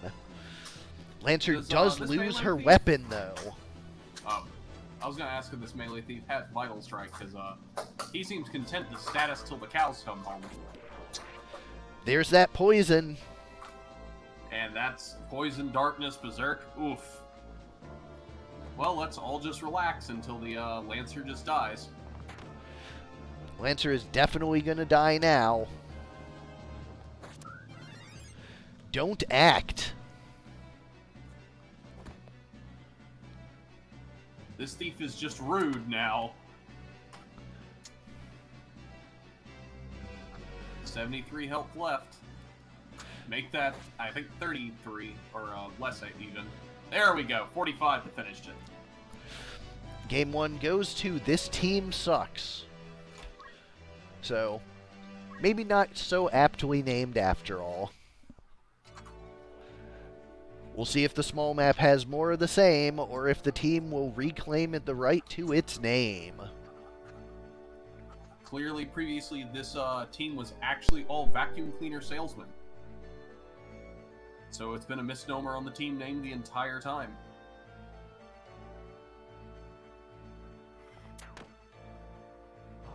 $154 with a counter flood to answer it back. No Petrify, though.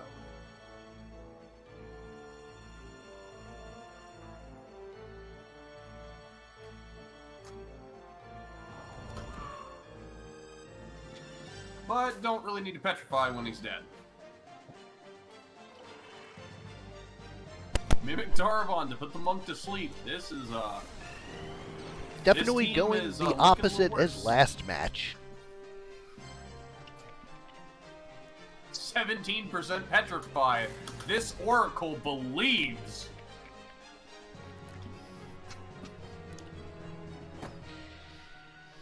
Thief not wanting to take any chances.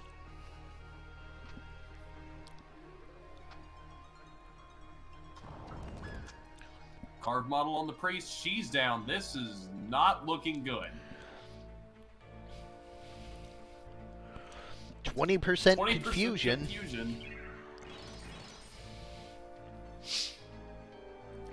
I think this Oracle will make an excellent skeleton in the future. The thief willing to risk the confusion as he redirects it. Actually, no, confusion single target. My bad. Monk is back awake.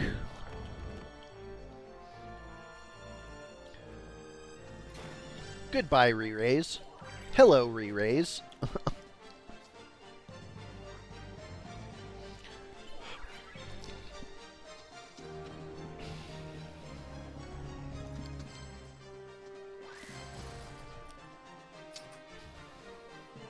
dance on the previously sleeping monk, who I don't think... Oh, actually can revive the priest. Never mind. But it's now a permanent 3-on-4. Back to a 4-on-2. Taking away that re-raise again.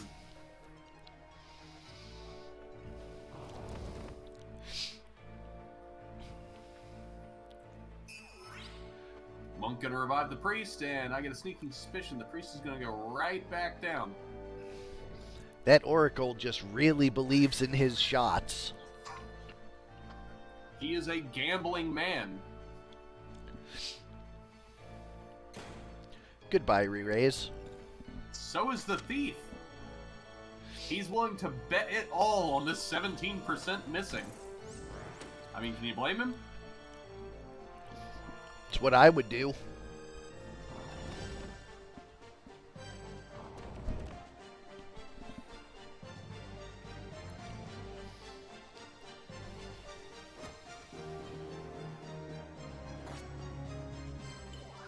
Re-raise right back. The ill-fated duel of the thief and the Oracle up topside, while the rest of the team fights it out on the bottom. If nothing else, this duel up top is intense as this Oracle repetitively tries to just petrify the thief. And it looks like battle will be joined by the bottom half as they win their fight.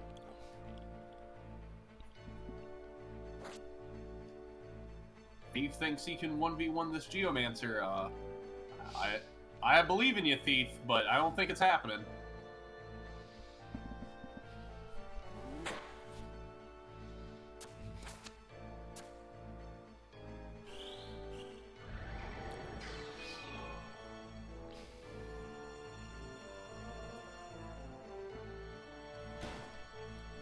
Re-raise goes. Does not come back yet, though. The Thief might just yet get a turn, but I don't think he'll be able to kill the Oracle, considering he does less than 180 damage, and the Oracle has Ambrosia.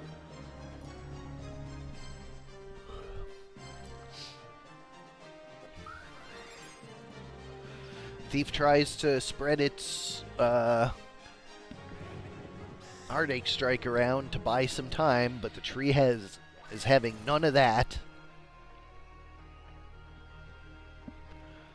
Whole team converged on him now, and he is not the Lancer from the other team, that's for sure.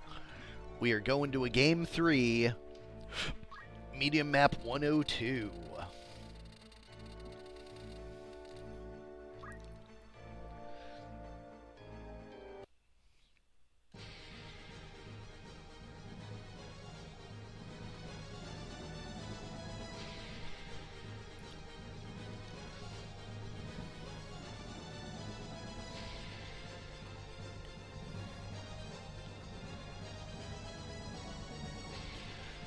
Cup in green, Ajorably in black.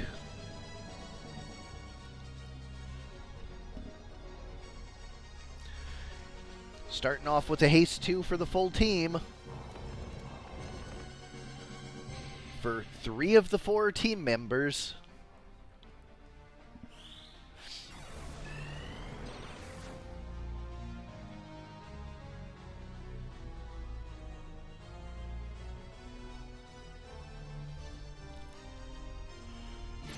Geomancer no longer has a weapon. Stigma magic on petrifying the Thief. We at one point did have a stream overlay for that, Simmon, but the problem is I couldn't find a way to get a stream overlay and a chat box, and the streamers, the people said they would rather have the chat box in the replay than an overlay. If you can design one for me that works, by all means, I will absolutely use it.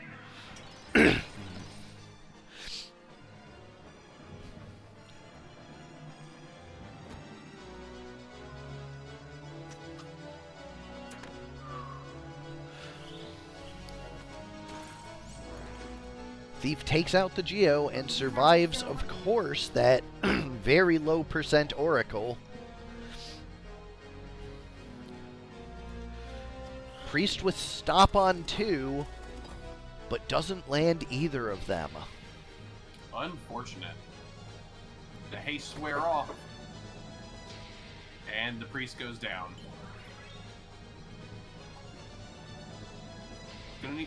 Thankfully, if this monk gets up, I imagine he'll be able to actually revive the priest, this being a pretty flat map. And a sleep on the Lancer helps, too. Leaf Dance for 105. The re-raise goes off, and Geo defies pain and is back in it. Well, yes, Simmon, it's easy physically to make it. The question is, can you make the screen real estate work with it? That's the problem I'm having. Like, yes, I can make overlay elements. I know how I know how streams work. It's that I don't have enough real estate to do it without the game being too small is the problem. But like I said, I suck at art, so if you can do it and give it to me, yes, I'll absolutely use it. And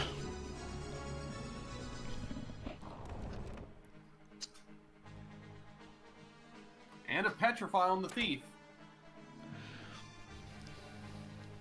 Petrify on the Thief, I believe that monk is still sleeping. Yep, he's still taking a nap. Finally get the white mage up, the priest up, but gets bonked straight back down.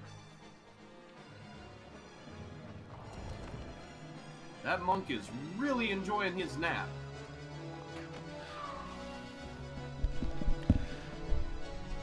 Although that said, so is the Lancer, so... Yeah, fair enough.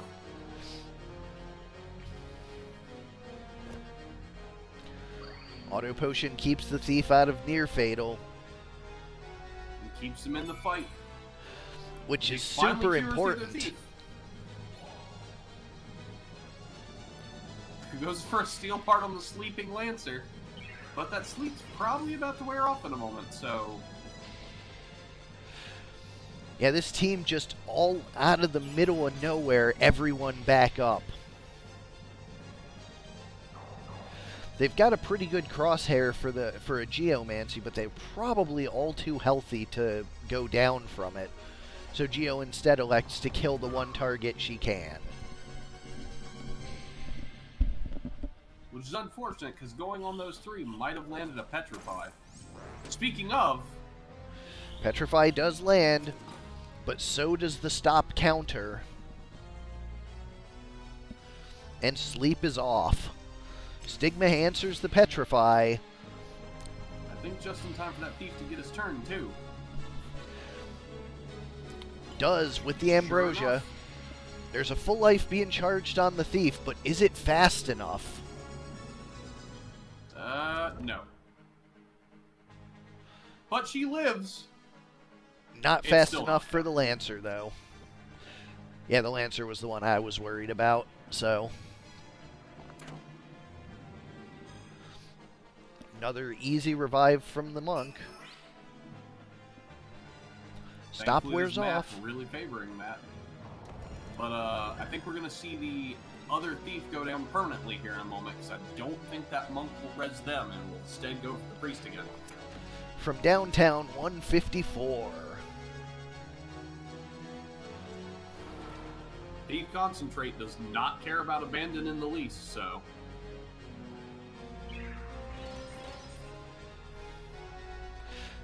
There is the Another first blessing crystal of of the match. Permanent 3-on-4 from here.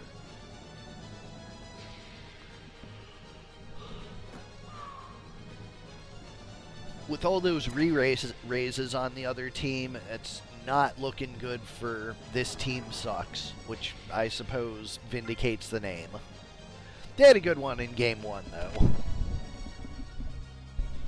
I mean, their performance even here wasn't too bad. It's just it's going to be near impossible to get all 4 of them down twice.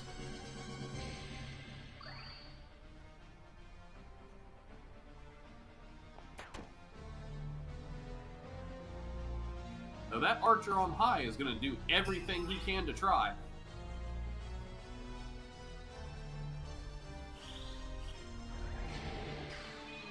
Don't act on 2. Don't act on 0. Death sentence Don't for the think they need priest actually would have been good for green, but it didn't land, so... Ambrosia on the priest, though, means she should live through the Geomancy hit. Just in time to be petrified by it. Oof. Cannot catch a break. Stigma Magic does answer it.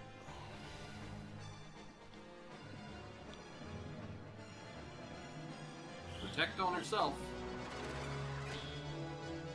Sorry, wall on herself. Likes to hit the Geo instead of the charging Oracle. And the confusion lands. Even through the shell, no less. Does Shell half the accuracy? I want to say 2/3, not half.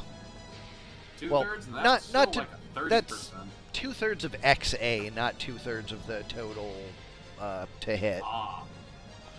So it's probably like a 30-40%, somewhere in there.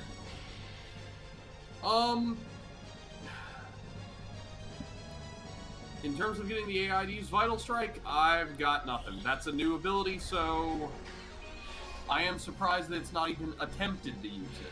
Which is weird, because in my tests it definitely did use it. I didn't, like, decide anything worked until I actually saw it being used, so I could calculate the damage and make sure it was dealing the right amount, and it was, so I got nothing. Backstab I tested on a single-player ROM, and is the reason why I test everything on the actual arena ROM now, because clearly testing in single-player was not good enough. Yeah, because I would think PA plus speed divided by 2 would end up less damage than the speed times weapon power straight up. So I'm not really sure why it's choosing willfully to not use it. Does it really count as sabotage if I'm making your team name true? If anything, he's corroborating with you. Yeah, we're collaborators. In fairness to Backstab was a lot harder to set up the situation to use that thing.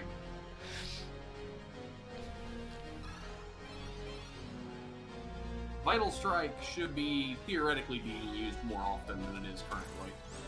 I think Backstab's ability ID number is just cursed. That's what I'm going with.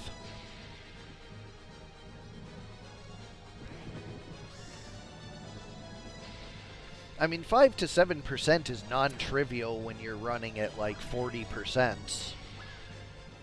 True. Like, the difference between 40 and 35 is actually pretty significant.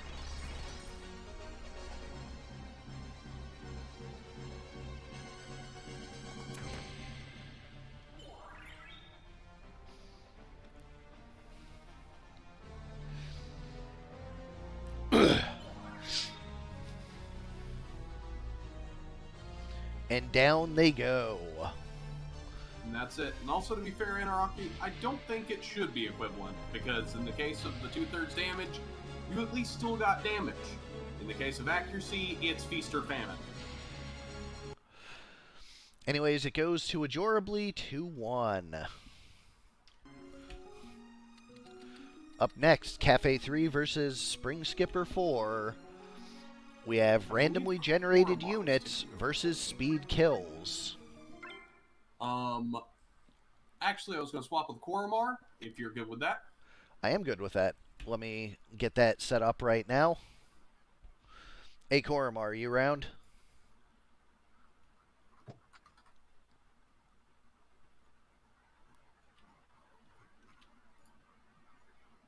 Alright, with that, I will sign off for the night, and I will join just watching. Awesome. Thanks for the help so far. I will see you in chat. No problem. Have a good one.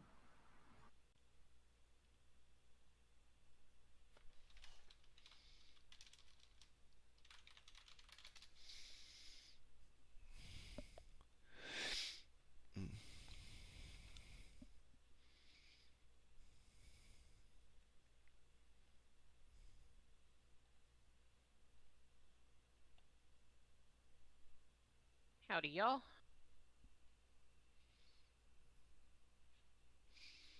Stream showing? Yep. Alrighty, and taking over, of course, is Koramar. You know her, you've heard her many a time. We have 2, 4, 6 matches. We're at exactly the halfway mark. So anyways, let us begin with Kaffe 3's randomly generated units versus Spring 4's speed kills. Randomly generated units, we have Dana the Squire with Snipe, Auto Potion, and Defense up, E2, and a Night Killer. Jordan the Thief with the Perseus Bow, Hamido, Equip Bows, and Punch Art. Zion the Gust, and Hayden the Living Bone. On the other side, for speed kills, we have 14, 12, 10, 9. Clock Toppler the Ninja with Time Magic, Arrow Guard, and Concentrate. That's going to be a really early haste coming out of that ninja. Gun Poplar the Engineer with Item, MP Switch, and Secret Hunt. Secret Hunt hitting 2 members of the opposing team. Spear Hoppler the Lancer with Draw Out, HP Restore, and Defense up. With the Barbuda for the extra hit points, going to be getting that opening haste from the ninja. And Dead Stoppler the Sage with White Magic Regenerator and Short Charge. We head to large 100. I was looking at the wrong one. 95 is next match, not this one.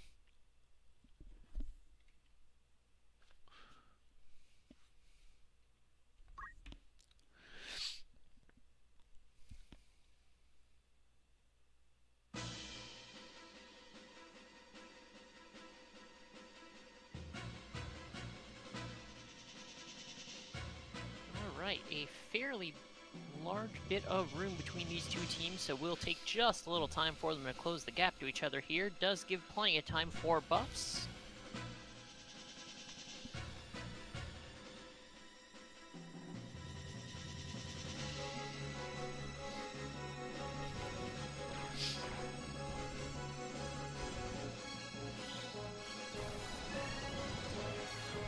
There's a team haste. Got a spell coming out from the Sage there. As a rejuve, do some damage to the ghost, but the I did see the skeleton over there charging as well. I assume it's probably charging a death on the ghost, because, you know, that's what they do.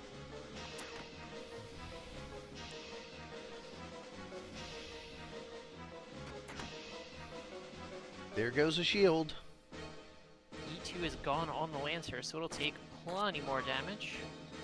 Speaking of plenty of damage, 2 stabs, enough to take that thief down, no problem.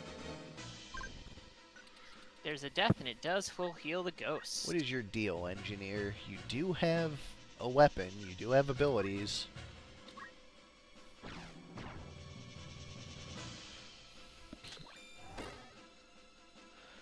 There's a crit on that. Gets a crit, and it inflicts the undead as well. A hefty hit there.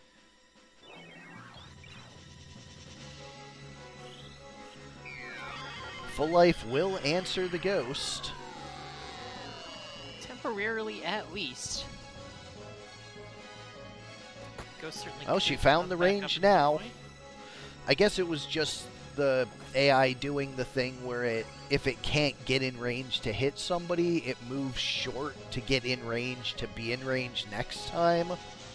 But then the person moved away. Something like that, or you just got 13%ed.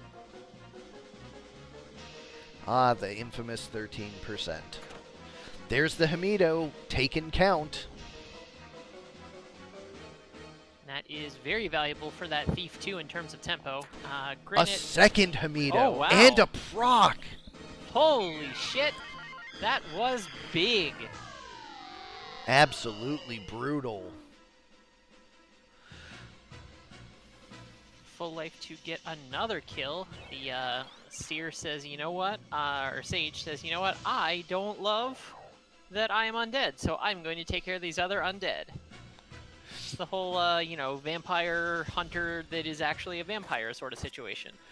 Ninja decides enough of this Hamido, we're going after the Squire. Squire takes out the hat on the Lancer. Fans are getting a little closer to Naki. That is 2 pieces of gear broken already. And the Death Sage... Spell 2. Yep, Sage deals with the undead as it progresses towards the actual fight.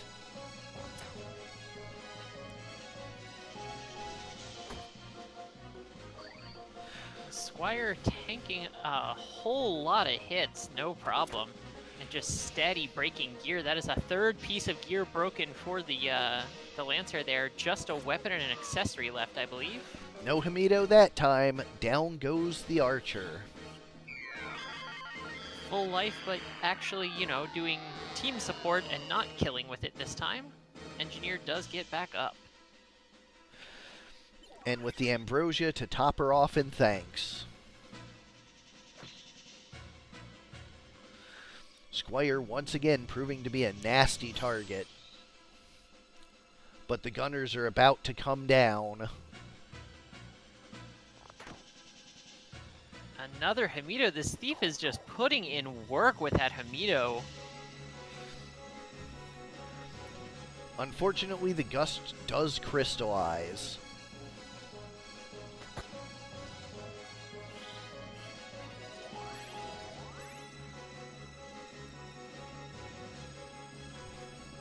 Skeleton could potentially get back up shortly here, though. 2 stabs onto the Squire. Auto Potion undoes most of that damage, but he is getting a little lower. Another armor break. The Squire putting in huge work with the ranged breaks. Failed stand-up from the skeleton. And another Hamido on the ninja. This thief is a monster.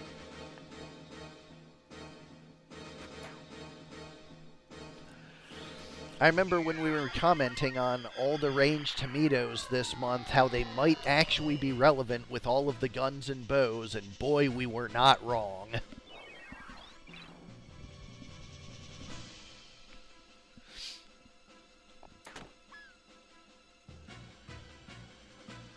That thief is just a menace. Both teams still in it here, especially with the skeleton finally getting back up. That is a good time for that Squire to get a crystal.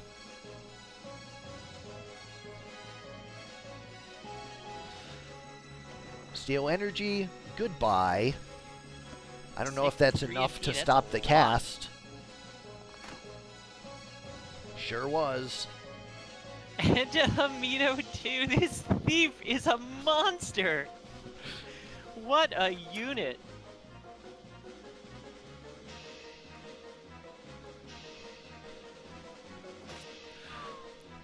Can't Hamido 100%. The Sage reduced to just a stab. Gets Kotetsu'd in return for 210.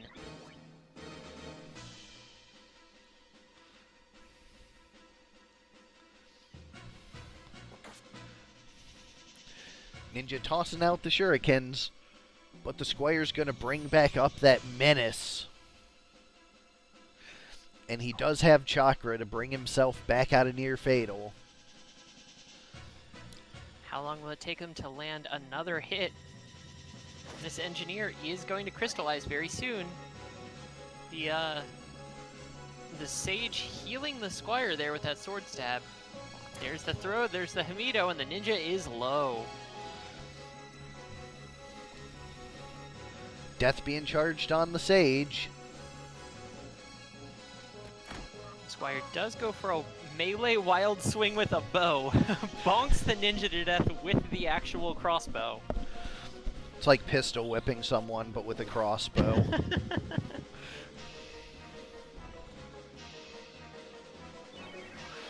Kyo for the Sage.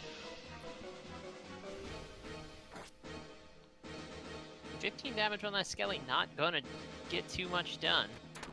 There's a weapon break. That Lancer has just an accessory. absolutely brutal Squire. Skelly steady going for death. Does not have a high success rate, of course, but Skeleton believes.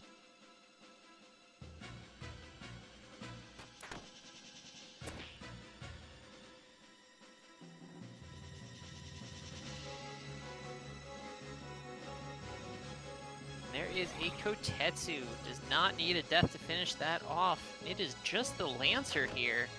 The Lancer I do not think is long for this world, not with just an accessory. I mean, 54, not a tiny punch, but yeah. It's not gonna get the job done. This is not a martial arts Lancer.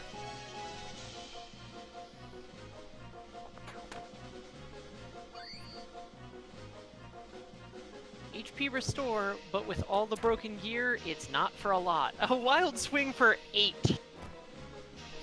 Some big numbers happening on this side of the field.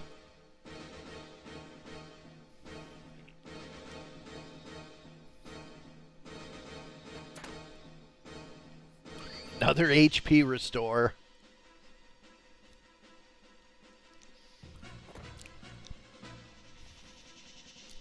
But another Hamido. Hamido just absolutely tanking Spring's tempo this match. Jeez. What a victory.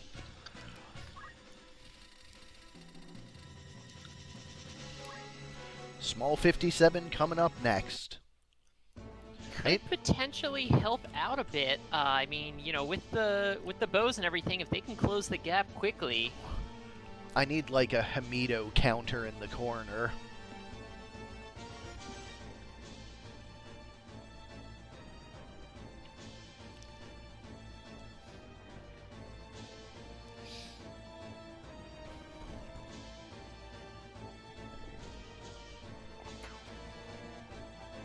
Goes for an early shot on the ninja, does not land it, however. Armor break does land though, and the ninja is without body armor.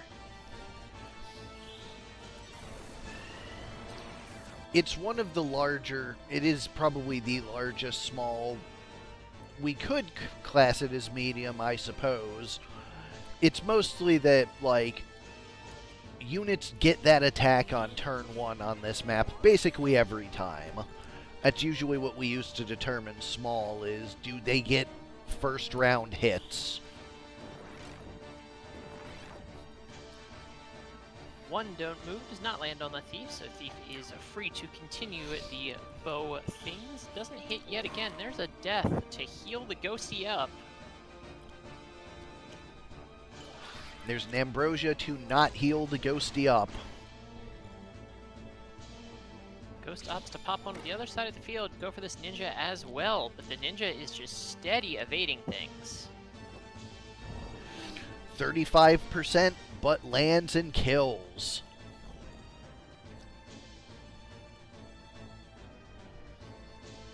That looks like a rejuve on that guy. A big Kotetsu though, hitting 2 kills the NG and a lot of damage to the Sage. I don't know why I keep wanting to call the Sage a seer. They're not a seer. They're not a Spellblade anymore either. Yeah, that I've definitely called him Spellblade at least once in coverage this month. Can't Hamido that. They were once Spellblades at least. They've never been seers. That's not a thing. But Brain says it is. A wild swing just to get a hit when you can't move.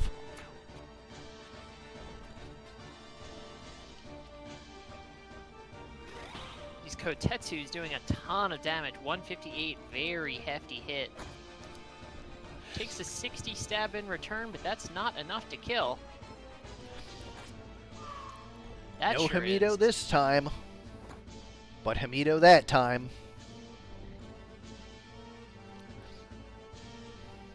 The hammy-doos. Enter got ready to stab the skeleton. The skeleton said no and punched him, and he said, you know what? All right, that's fair. His hammy-do was a hammy-don't. Skelly Skelly is on the run now, though. Lancer is in the corner, just going to Kiyomori itself. Not close enough to get that crystal just yet. Neither is the Skelly, I believe. Another wish on the thief, but it was after the thief's turn. I believe this is just out of range because he's 2 away, so the bow doesn't actually have the range on him. Ghost gets back up this time.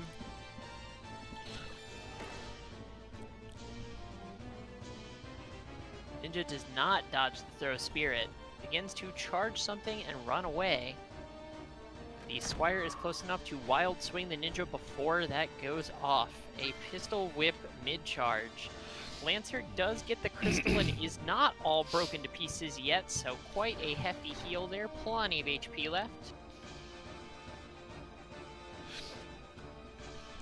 Lancer's going to have a whole lot of trouble dealing with that ghost, though. Absolutely. Blade Grasp, or I suppose in this case, Spear Grasp. Very, very strong against physical attackers.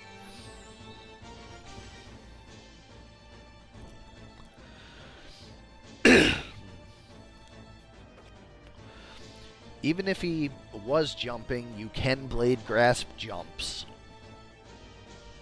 Which is a spectacular visual. Just catching the jumping Lancer out of the air.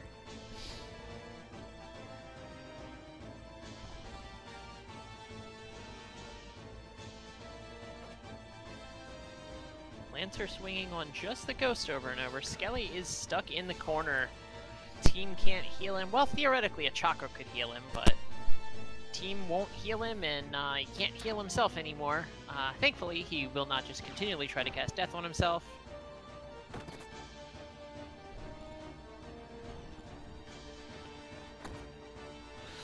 Ghost Lancer finally does takes get a hit.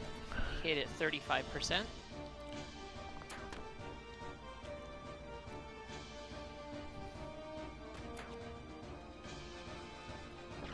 That break does not land.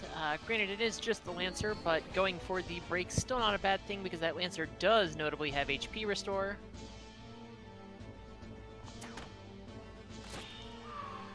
There's the proc. That does it. Kaffe takes it 2-0.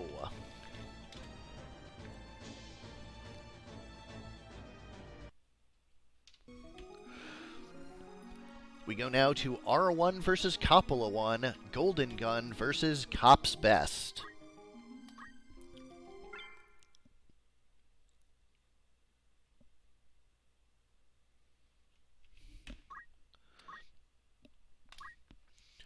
Alright, for Golden Gun, we have Frog the Sage. Wizard Rod sets Frog, and I'm going to guess he probably also knows Frog too. White Magic, Weapon Guard, and Short Charge. Death the Bone Snatch. Well, at least Dara knows what Bone Snatches do. Bigger Death, the Summoner, with Summon Magic and Yin Yang Magic, Regenerator, and Overflow. I'm guessing she has Lich. And boom, Headshot with an Engineer Rifle. Item Counter and Deadshot. On the other side, for Coppola, we have One Punch the Ninja with 2 punches because Ninja. Scorpion Tail, Red Shoes, attack up. You've seen this before. Super Pig the Aribo with Please Eat. Please nerf the Mind Flare. Way 1 step ahead of you, Coppola. And delete Counter Flood. Not happening. Elemental, White Magic, Counter Flood, and Short Charge. We go to Large Map 95.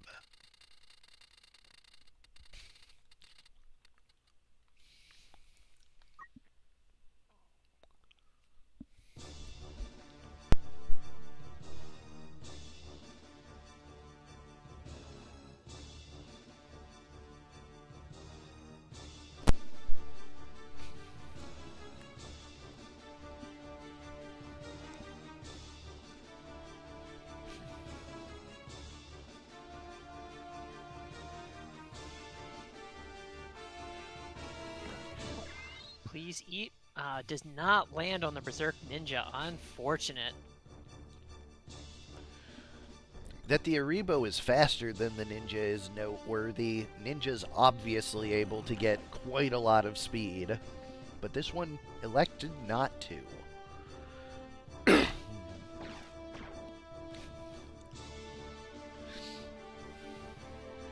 Going for the dead shot right out of the gate on the Mind Flare. See if luck is on Ara's side. Sure isn't. Jeez. You can say that again. Pig going for another please eat on the Ninja, but the Ninja is too angry to eat.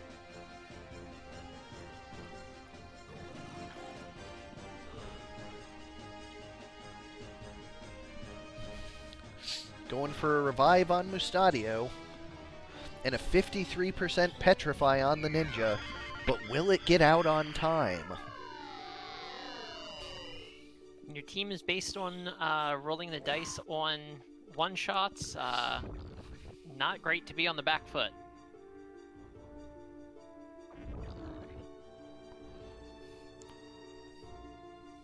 Delete Counter Flood using Counter Flood, and then regular old Flood to take care of that Skelly. There's a straight dash, mid-charge on the Summoner. She is gone. And she is gone, and it is just one unit left versus 4 fully healthy units here. Straight dash dropping her very low. Squid not close enough to kill, but will haste the Ninja, so the Ninja will be able to finish her off. Nope, Geo gets the finishing blow here, and that is a very quick victory for Coppola. Let's go to round 2. Going to small 91.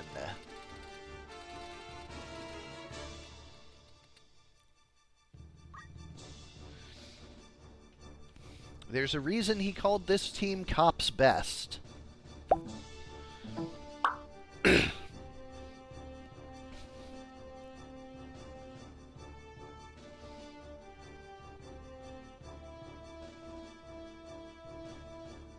Skill issue.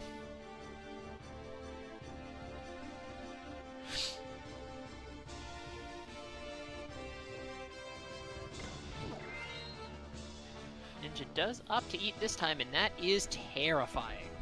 That is a scary unit. Although fortunately the Bone Snatch is in the way now. That one has Hamido. Might be able to stop the Ninja for a minute. Aqua long enough to one-shot the Engie.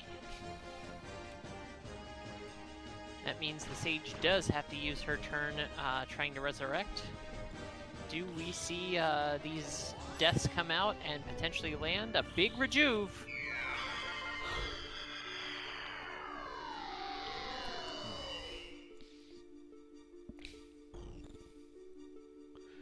There's that Hamido. But the death does not land. Ninja will live. Titan There's does, Titan. though.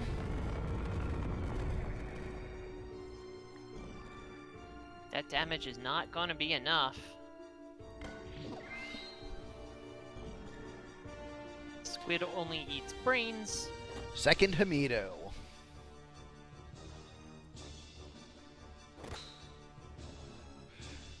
Ninja in Near Fatal being much better matched up for Ara against that Bone Snatch.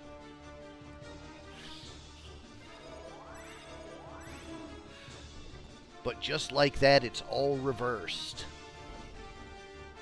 Ninja is plenty healthy again, and the Skelly is down.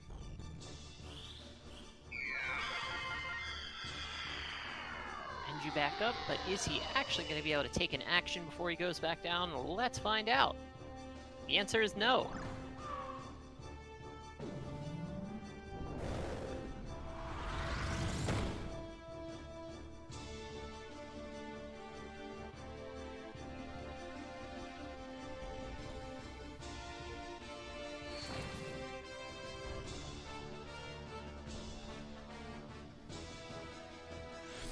Yeah, Ara, you could have potentially just not given the other summons to them.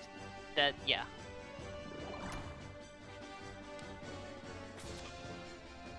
Yeah, Titan is a larger effect area, so it might have just been that it was able to get more targets. The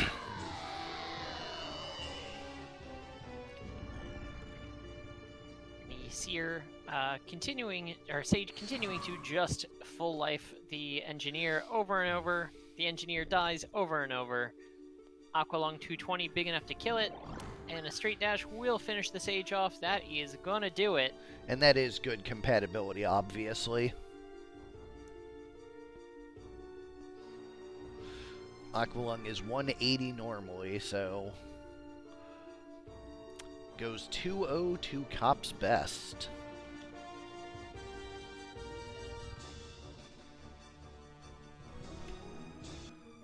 And 220 is also anemically low HP, so...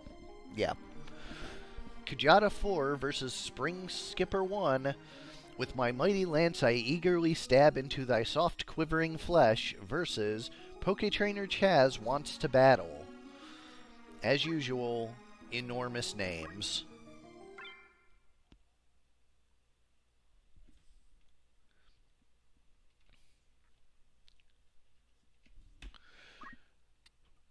For Kjata, we have 4 Lancers. Dick, Rod, Johnson, and Willie. I see the theme.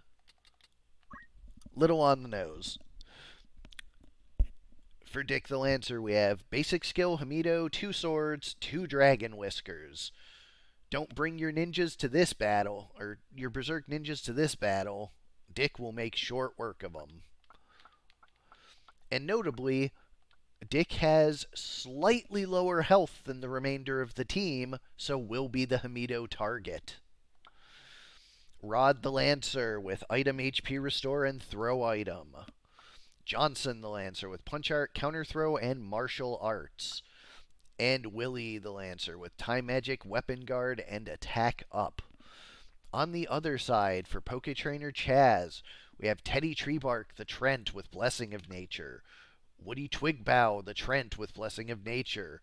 Burb of Battle the Chocobo with Choco Guard. And Poketrainer Chez, which I guess it is Chez, not Chaz, with Jump, White Magic, Damage Split, and half of MP, move MP up. A lot of White Magic coming out of this one. Let's see how it goes. We're heading to Large Map 40. If Chaz is short for Charles, is Chez short for Charles? Sure, why not?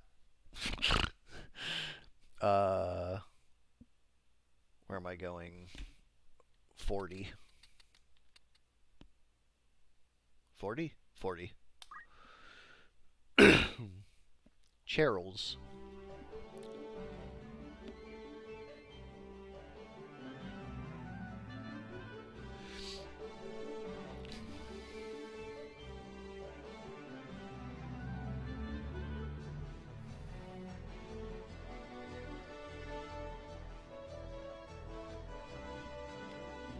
Alrighty, 4 undead Lancers. That does hurt a little bit against a yellow Chocobo. Well, at least the yellow Chocobo does not have revivals like it did in one version of the plans for it. Haste on 2 does not hit itself and does not have the chance to hit the other one. It is just a little out of range. There's an early full life coming out. Bye.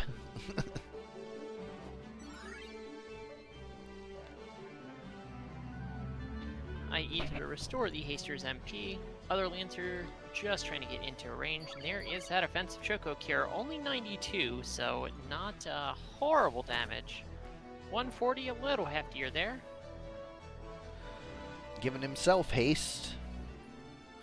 There's the Spin Fist. Does not hit that E2 Lancer on the other team.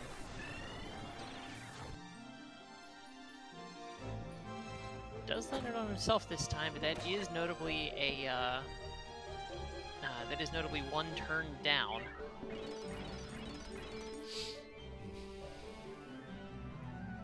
The tree donating a Protect Shell re-raise to one of the enemy Lancers.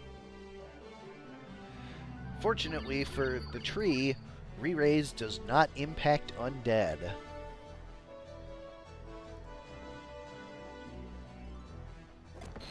There's a secret fist. One of the trees is sentenced. Not sure how you pressure point a tree exactly, but you know. With an axe, I guess. 5-point palm exploding bark technique.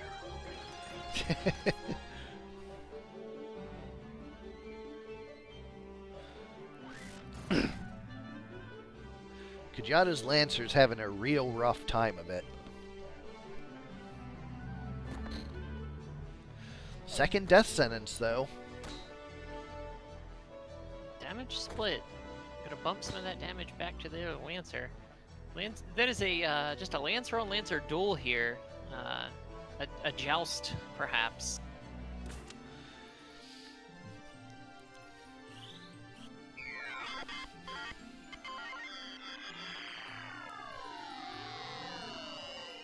One Lancer full lifing another Lancer. I'm not sure whose Lancer is which, but you know. They're purple.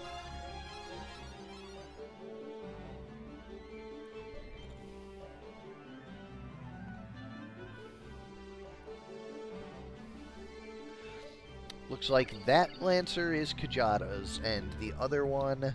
Oh no, they start standing up, oh no.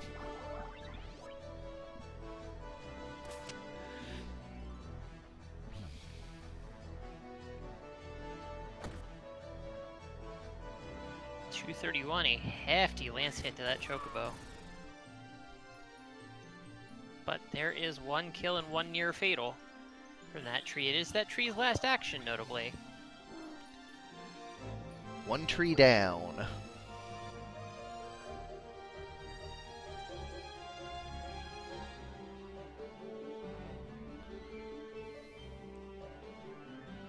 Charging Although, a full life on the enemy.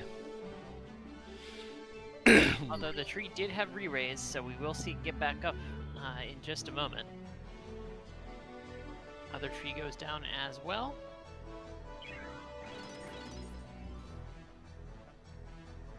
We may be in for a little long of a match here.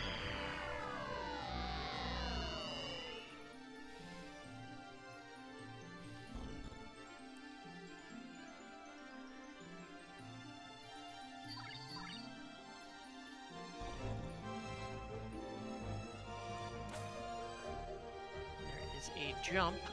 There is another Lancer at 0, so we may see it get back up soon. There is a Blessing of Nature on 2.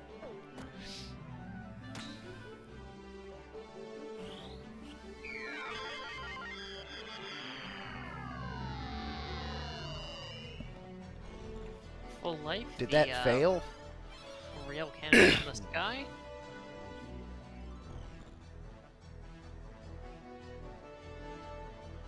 Looks like it did, yeah.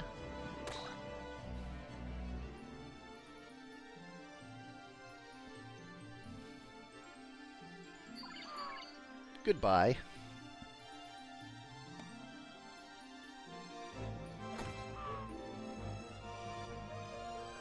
Another kill, another Lancer standing back up. There's not a distinction, it's not a typo, it's just me being imprecise with language. They both have the same status infliction profile. What I need to do is specify that death sentence is not included in them. I should be more clear about that.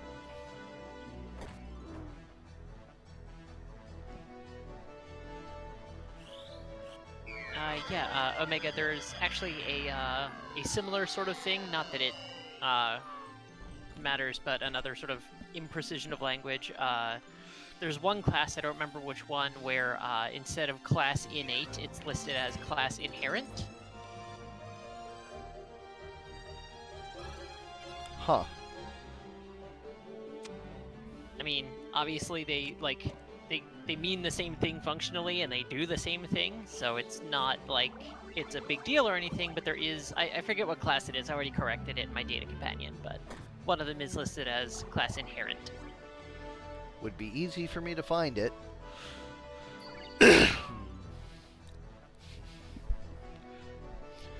Spring does take game 1.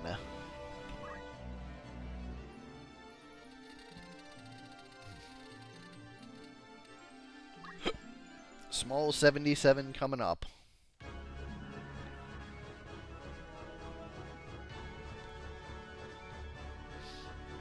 That was a challenging match to follow on account of, you know, Lancers on both sides of the field and one of them being, or all of them being undead, so they're the same color.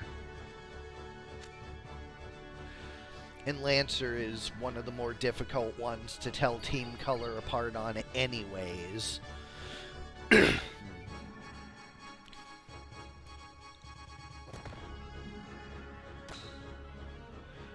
Yeah, Springs is the defending Lancer. Except when it's charging. I don't know if any of Kjata's units do charge spells. I think they're all They have at least haste. Oh, that's right, yeah.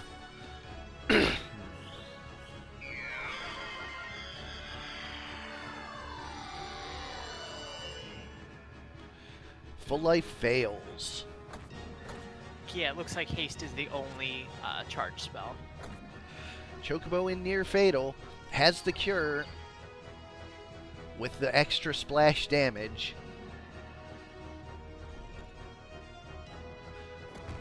But an Earth Slash finishes it off, healing the trees on the way, but they were undamaged.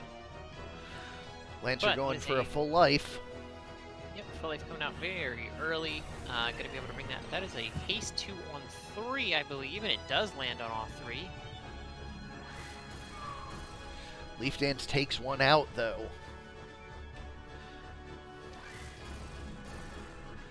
Near fatal for the other. Things looking pretty good for the Pokemon team here. It was looking decently in Kjata's favor until that turnaround with the Leaf Dances.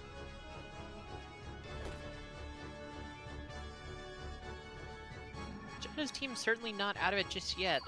They can do some hefty damage, and they are all undead, so.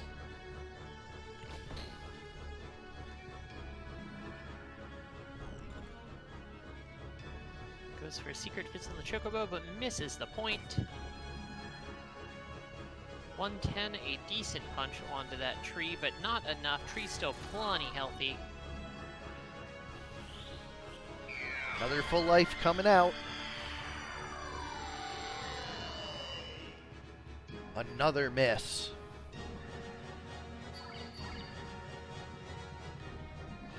Choco Cure Leaf Dance, enough to take that Lancer out, and it is just one left alive. Or not alive. Whatever. There is one Lancer that is down to 1 on its undead count, but it is not at 0 yet, and it is not. Oh, it is at 0 now, but it is not guaranteed to get back up anyway, so.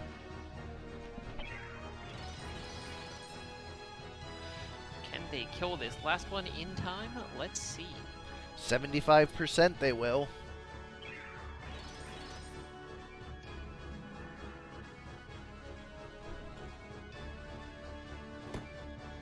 Mid-charge not enough. 75% to end. Do we hit? Bang. That will do it, and the Lancer squad is sent to losers. Spring takes it 2-0. But we'll have a run back on this grudge match, because now it's Kjata 2 versus Spring 2. The Kjata Classic versus Poketrainer Moores wants to battle.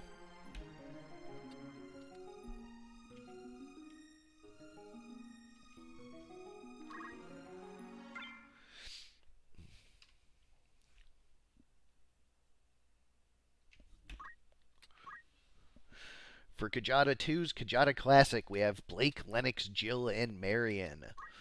Blake the Ninja with Angel Ring, Item, Dragon Spirit, Throw Item.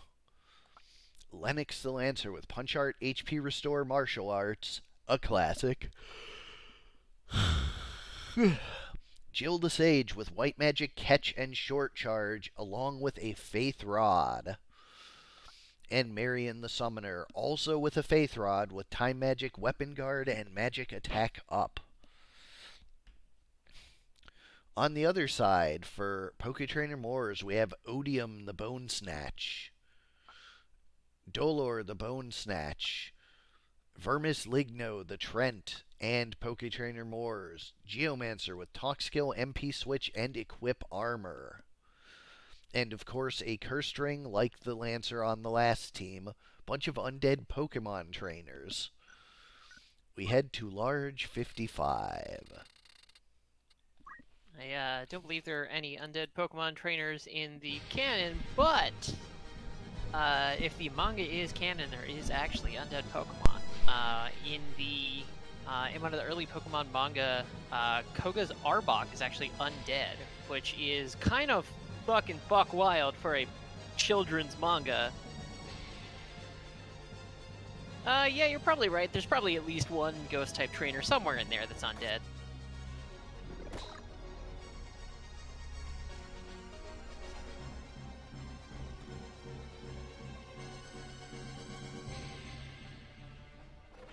Mimic Darvon coming out early, and it does land. The Lancer is taking a nap.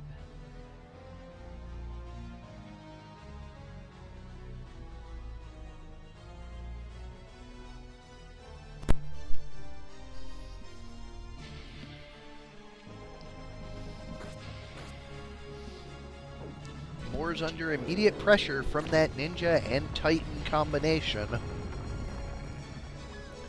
She goes down. There is a Demi 2, but the Ninja dodges it. Is evasive enough to avoid gravity. Gravity is only a polite suggestion, really. The tree goes for just a bonk there. Well, it does mid-charge, so it makes sense. I suppose the bonk did more damage than a Leaf Dance would have done, so... Huge Gravy 2 on those two skeletons.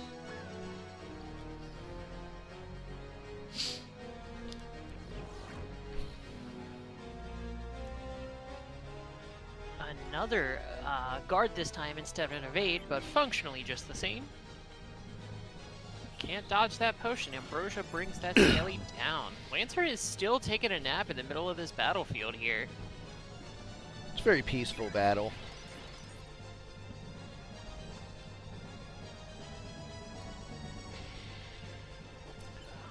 Another Ambrosia from downtown.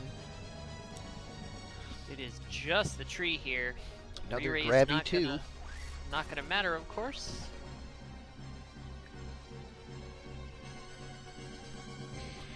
Ambrosia did heal up the Sage, so she survives the Gravy 2 on herself.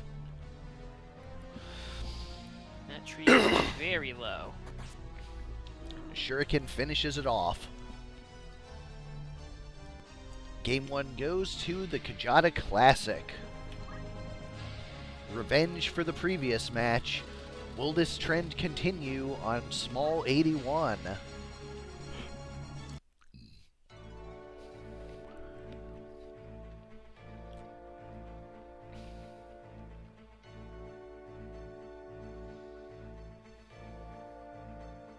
A pretty large map, but of course the teams starting very close to each other.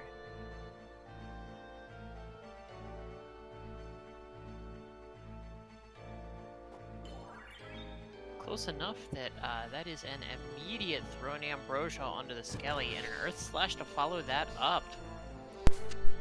Not quite enough to kill, but enough to bring low, and enough to break the MP switch there. But that is a double Mimic Darvon, lands on both. That is huge for the trainers. And with deaths being charged with that are uninterruptible, skeletons might actually be effective for once. Protect Shell and technically re-raise on the Undead, not that that functions at all. I don't think it can even stack on top of Undead. I think they just don't even get it. And Skellies already have Protect innately, so basically just Shell.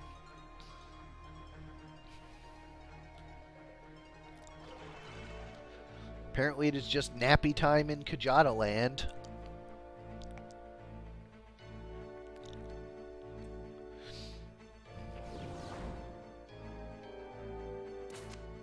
Mi-2 does land on the ninja, so she is awoken.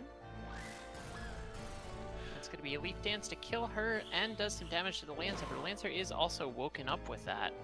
Here comes a death, but it does not land. Looks like we have a Gravy 2 coming.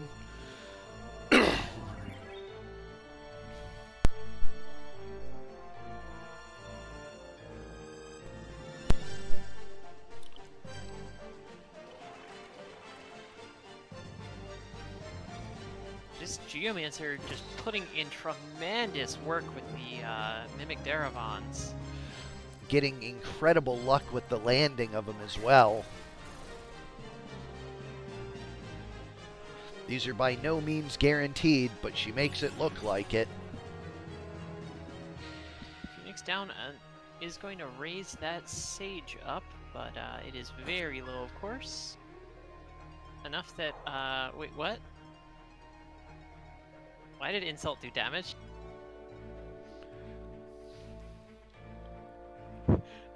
I mean, I suppose it was a particularly cutting remark, but I mean, she could have just swung her sword at that rate. I'm pretty sure that just did regular weapon damage.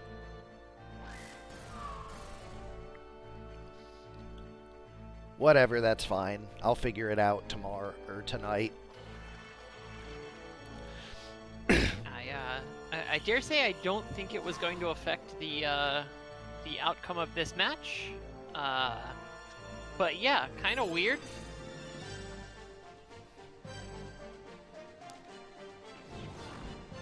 Mi-2 is guarded.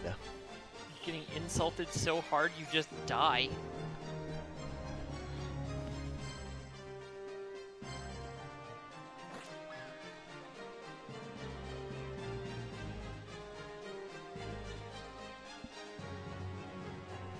Yeah, I know. I'll fix it tonight. It'll be fine for your future matches.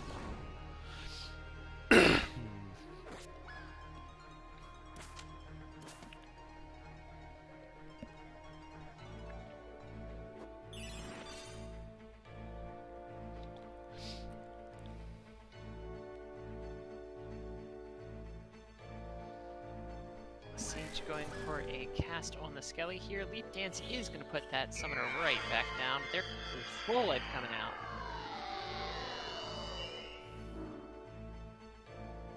It does land.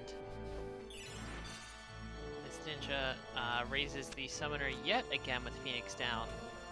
But the Geo is in range to be able to put the summoner right back down.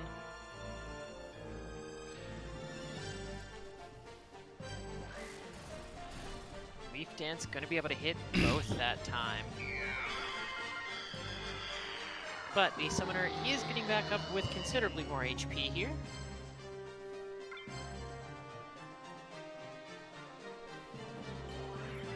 That is unfortunate. Traps herself in. Nope, one of them stays awake. And a Skelly is back. Not being able to death himself, definitely a good change in general, but it does mean he also can't heal himself.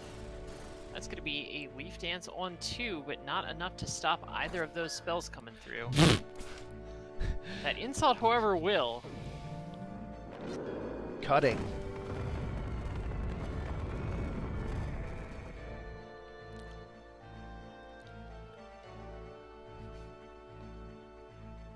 The other Skelly is on the verge of being able to get up here. Summoner is asleep yet again. The tree is going to be able to bonk her awake.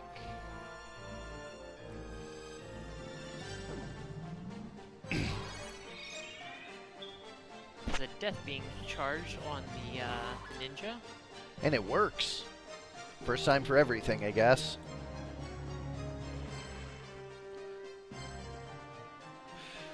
And the second Skelly is back up. Death being charged to the summoner.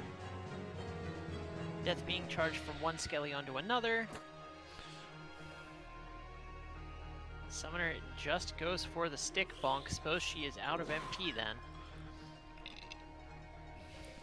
It is just like that. The Pokemon trainers are gonna take it. Game 2 anyways. Yeah. Moving on to Game 3.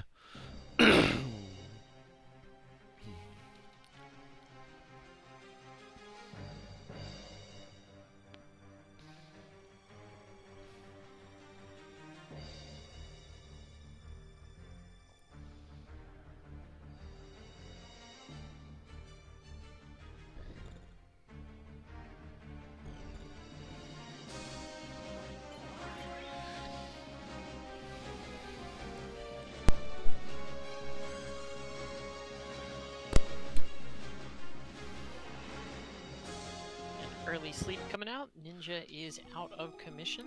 Whatever, fine then. I'll postpone this one to tomorrow. We'll go to Barren 3 versus Vana Krisum, Squire Squad versus War.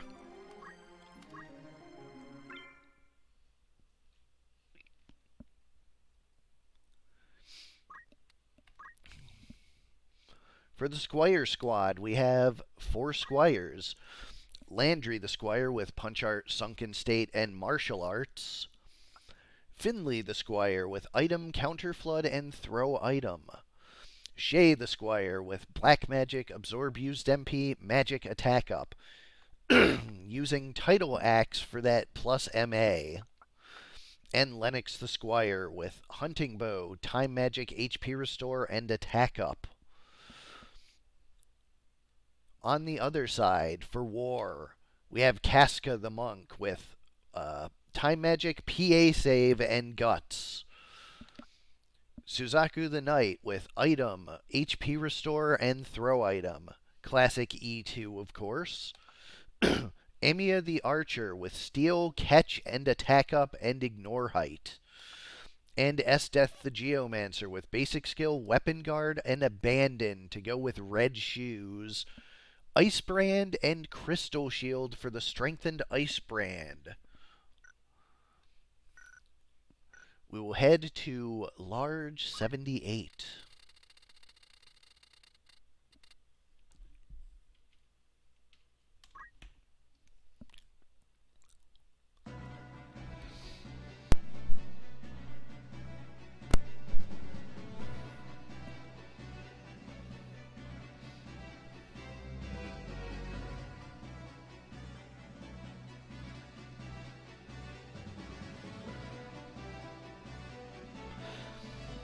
I mean, the insult thing was 100% definitely me. Like, that was something I did that isn't working as intended.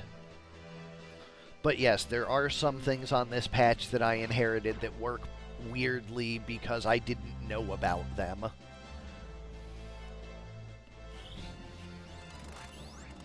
Squires are buffing themselves up, as is the other team. Like, the base arena ROM is the 1-3 arena.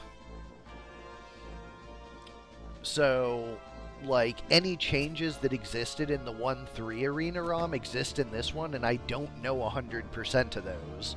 Every time they pop up, I figure it out and add it to my list, but, like, sometimes things unintended sneak through and cause me difficulty. So, yeah. But no, what happened there is, has something to do with Formula 2A, which is the formula for talk skills. Hard coding was removed from some of them, and it's causing weird unintended consequences on that one in specific. So I'll get that one sorted. We'll figure it out. Yeah, talk skills, the talk skill formula is hard coded by ability ID. I removed most of that hard coding by taking out a branch, but apparently there is one it did not work for.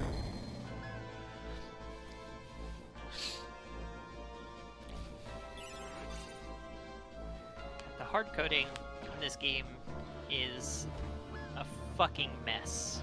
No, Refute was never one of the ones hard-coded, so it's working just as normal. It doesn't get used often, but it does get used.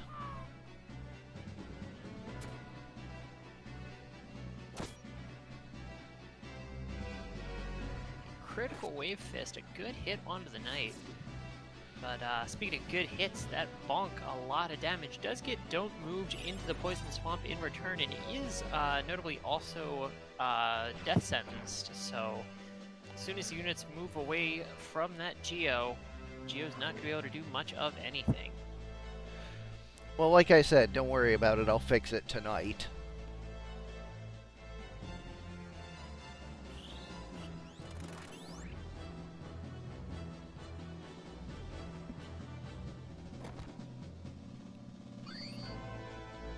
HP restore 346, very hefty.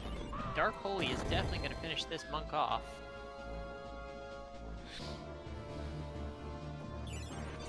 Yeah, I mean, this always happens in the first week or two of a new format. A couple of weird bugs pop up that I missed in initial testing, and I fix them and rerun whatever matches I have to, and then, like, by day 4, everything's fixed, and we're all good for the rest of the month. So notably, you do also have to finish Disbelieve tonight as well, correct? Yeah, I mean, no rest for the wicked, as usual. Berserker goes down, Ambrosia to kill another unit there.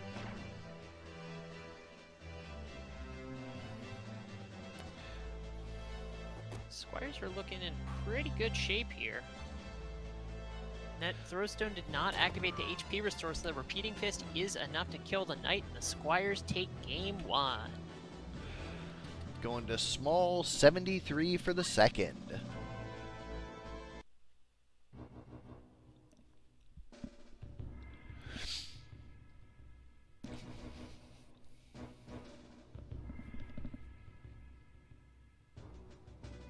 A very tiny map here.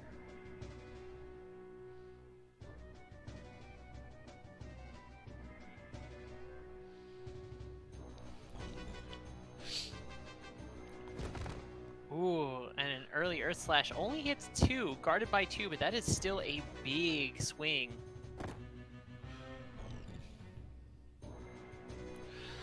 Wave Mega Fist Potion is to Mega negate Potion. the Wave Fist.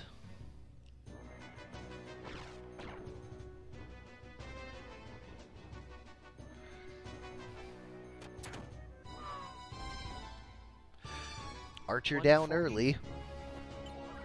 Ambrosia to heal the monk up, since she was one of the ones, was one of the recipients of that Earth Slash damage. 230, a very hefty sword stab. Comet, not a spell we see a lot of. 141, not bad damage, but that is another PA for the monk. That will get scary very quickly. Although Spin Fist going to take care of it, she is down and right before her turn.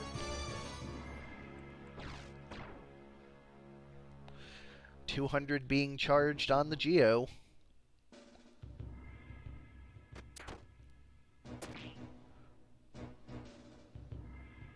The proc from the crossbow, gonna bring the Berserker very low. Phoenix down to bring the Archer back up, and does get a turn immediately. Gonna take a shot, or charge a shot at least. Berserker does attempt to take out the Squire first. That's not going to happen, and a Dark Holy will finish the Berserker off. Squires are in a commanding lead here. Guards the timed strike. That's going to be an Earth Slash to finish the Archer back off. It is just the Knight yet again, and I don't think he's going to have what it takes to take care of all 4 of these Squires.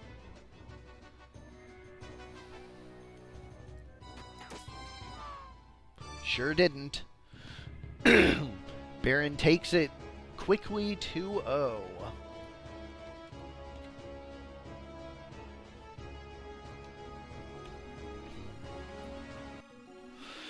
And we go to the final match of the night, Kjata 1 versus Ludo 3, Cold Shoulder versus My Continued Efforts.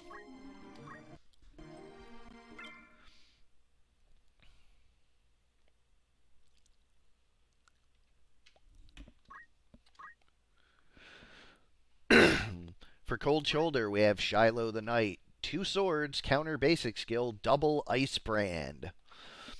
Rory the Blue Dragon with Ice Breath. Avery the Samurai with Black Magic, Dragon Spirit, and Magic Attack Up. And Phoenix the Chemist with Time Magic, Auto Potion, Equip Armor, and Move HP Up. On the other side, Ludo's Continued Efforts, It Won't and Don't Call Me Shirley. So even Ludo knew he was ready for the Cold Shoulder. Bloodstalker, Living Bone, Samurai with basic skill, HP Restore, and Guts, and Chemist with talk skill, Weapon Guard, and Magic Attack Up. We go to 71 large to start.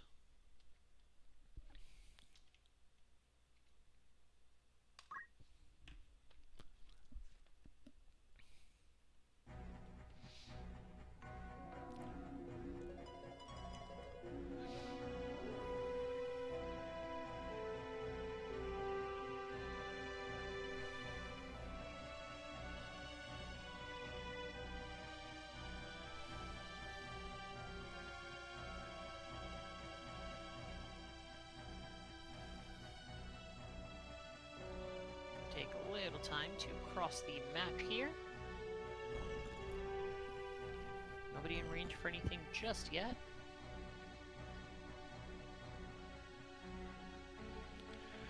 Haste 2, it looks like. He's doing just himself. Fortunate the way this swamp is laid out for that haste. Well, the rest of the team did go before he did.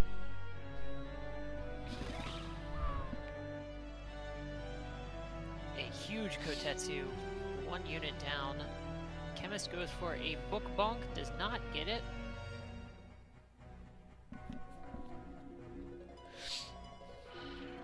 Big Ice Breath for 224.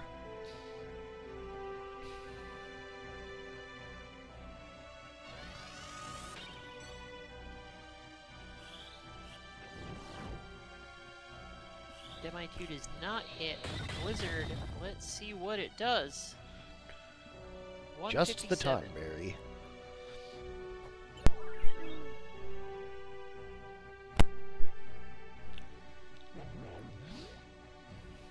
$257. Good damage from that Everyone's Grudge, but not quite enough. Book Bonk, however, is going to be enough to take that Samurai down. Ice Breath does answer the Tonberry, though. No guts, but a Wish going to bring it back up, and a low HP Tonberry is a very dangerous Tonberry.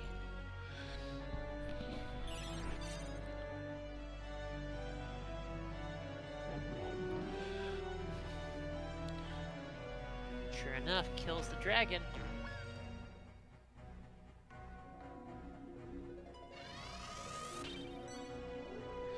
Murasame is going to heal that Tonberry up. Phoenix down, going to bring a unit back up yet again.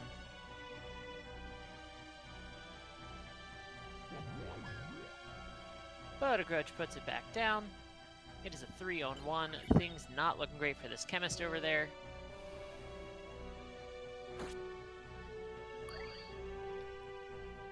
Stab for 150, 90 of it undone. That is going to be a Grudge as well. Small Grudge, nothing big yet.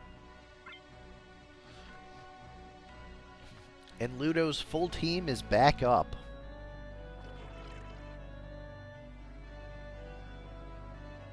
Chemist is asleep now, gets stabbed from the side, and the Chemist is gone. Game 1 goes to Ludo. Small map 83 coming up next.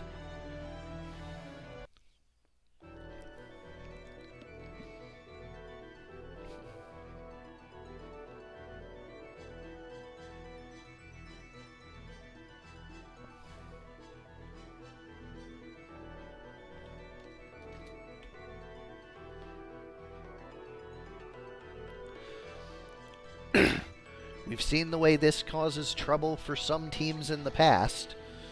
Which team handles it better this time? Skelly moving up goes for a huge knife hand. That knight being down now means nobody else can move into melee. The dragon does not care about that. Will gladly breathe over that corpse. Looks like a slow being charged. Murasame does kill the Skelly.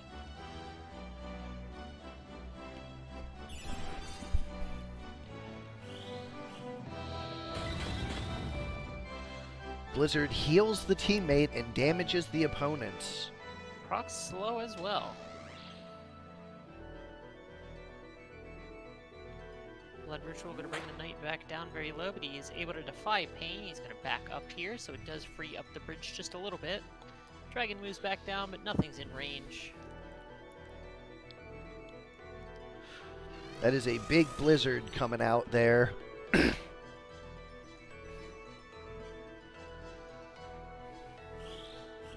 And a haste 2 for the rest of the team, but it misses the knight. He remains slowed.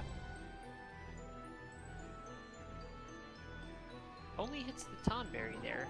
The chemist does guard it. There's a threaten. Don't axe. The samurai's not going to be casting anything else currently.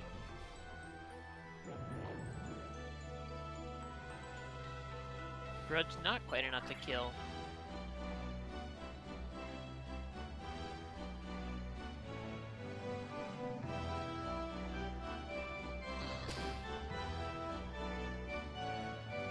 Kiku 153 onto the chemist, not too bad.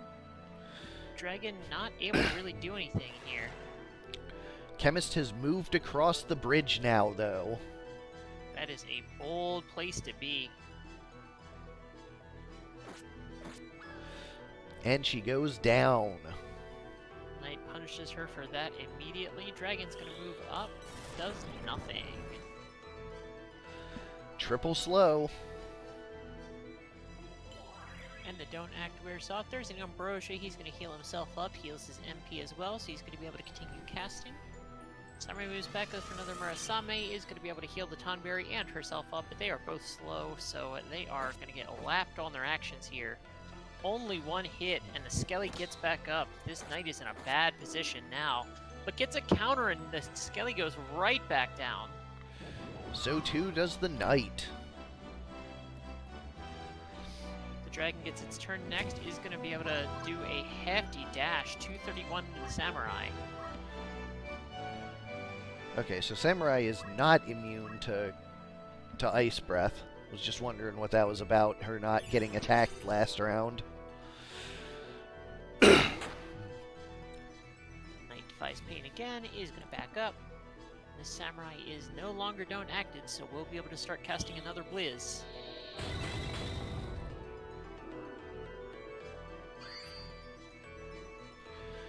Samurai gets Tonberry. HP restore, but not a whole lot left that she can do.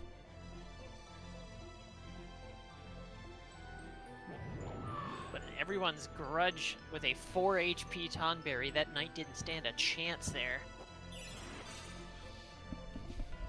Other chemist is going to crystallize here shortly.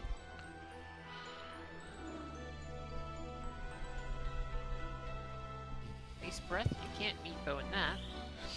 And there is that crystal.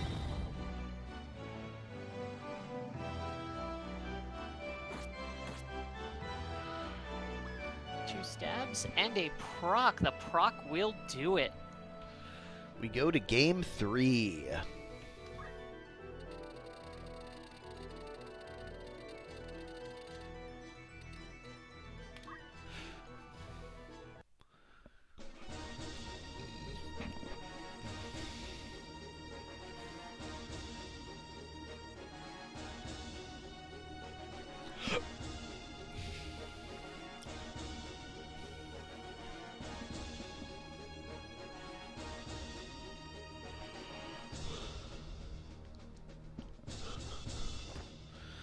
Hamido right out of the gate.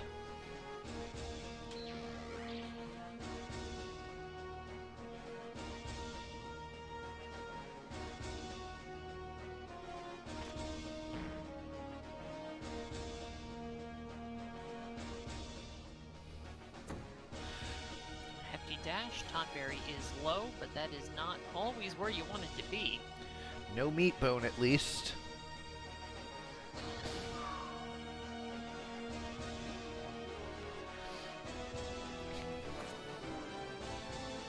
Chemist is able to finish it off. No guts proc. There's a blizzard onto the Chemist. It does hit 203.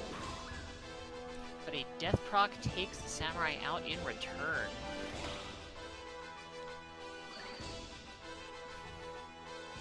Kotetsu not going to do a ton, and most of it is going to be healed. Chemist does heal herself, but that does mean that's a turn she's not doing something else.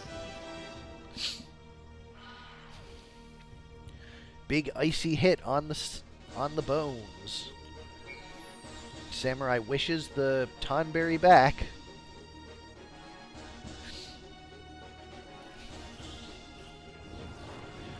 Demi 2 is gutsed and guarded.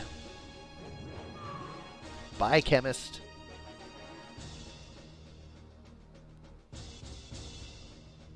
That is, I believe, a death being charged.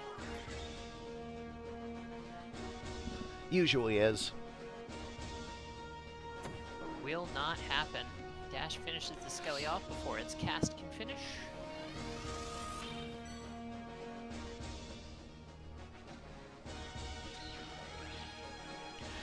Big blood ritual takes the dragon near fatal, and the after effects healed right back up. This dragon is not long for this world, although that is a hefty tail swing.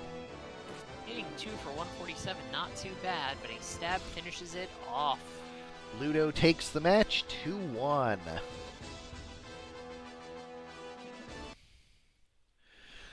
Alright, everybody, that's our matches for the night. I've got a couple things to work on for tomorrow. Ugh. The beginning of the month, as usual, difficult. But anyways, thanks everybody for coming in, watching. Thanks everybody for participating. And of course, big thanks to Soul and Koromar for commentating. Absolutely. So that'll be that for tonight. I will see you all tomorrow. See ya.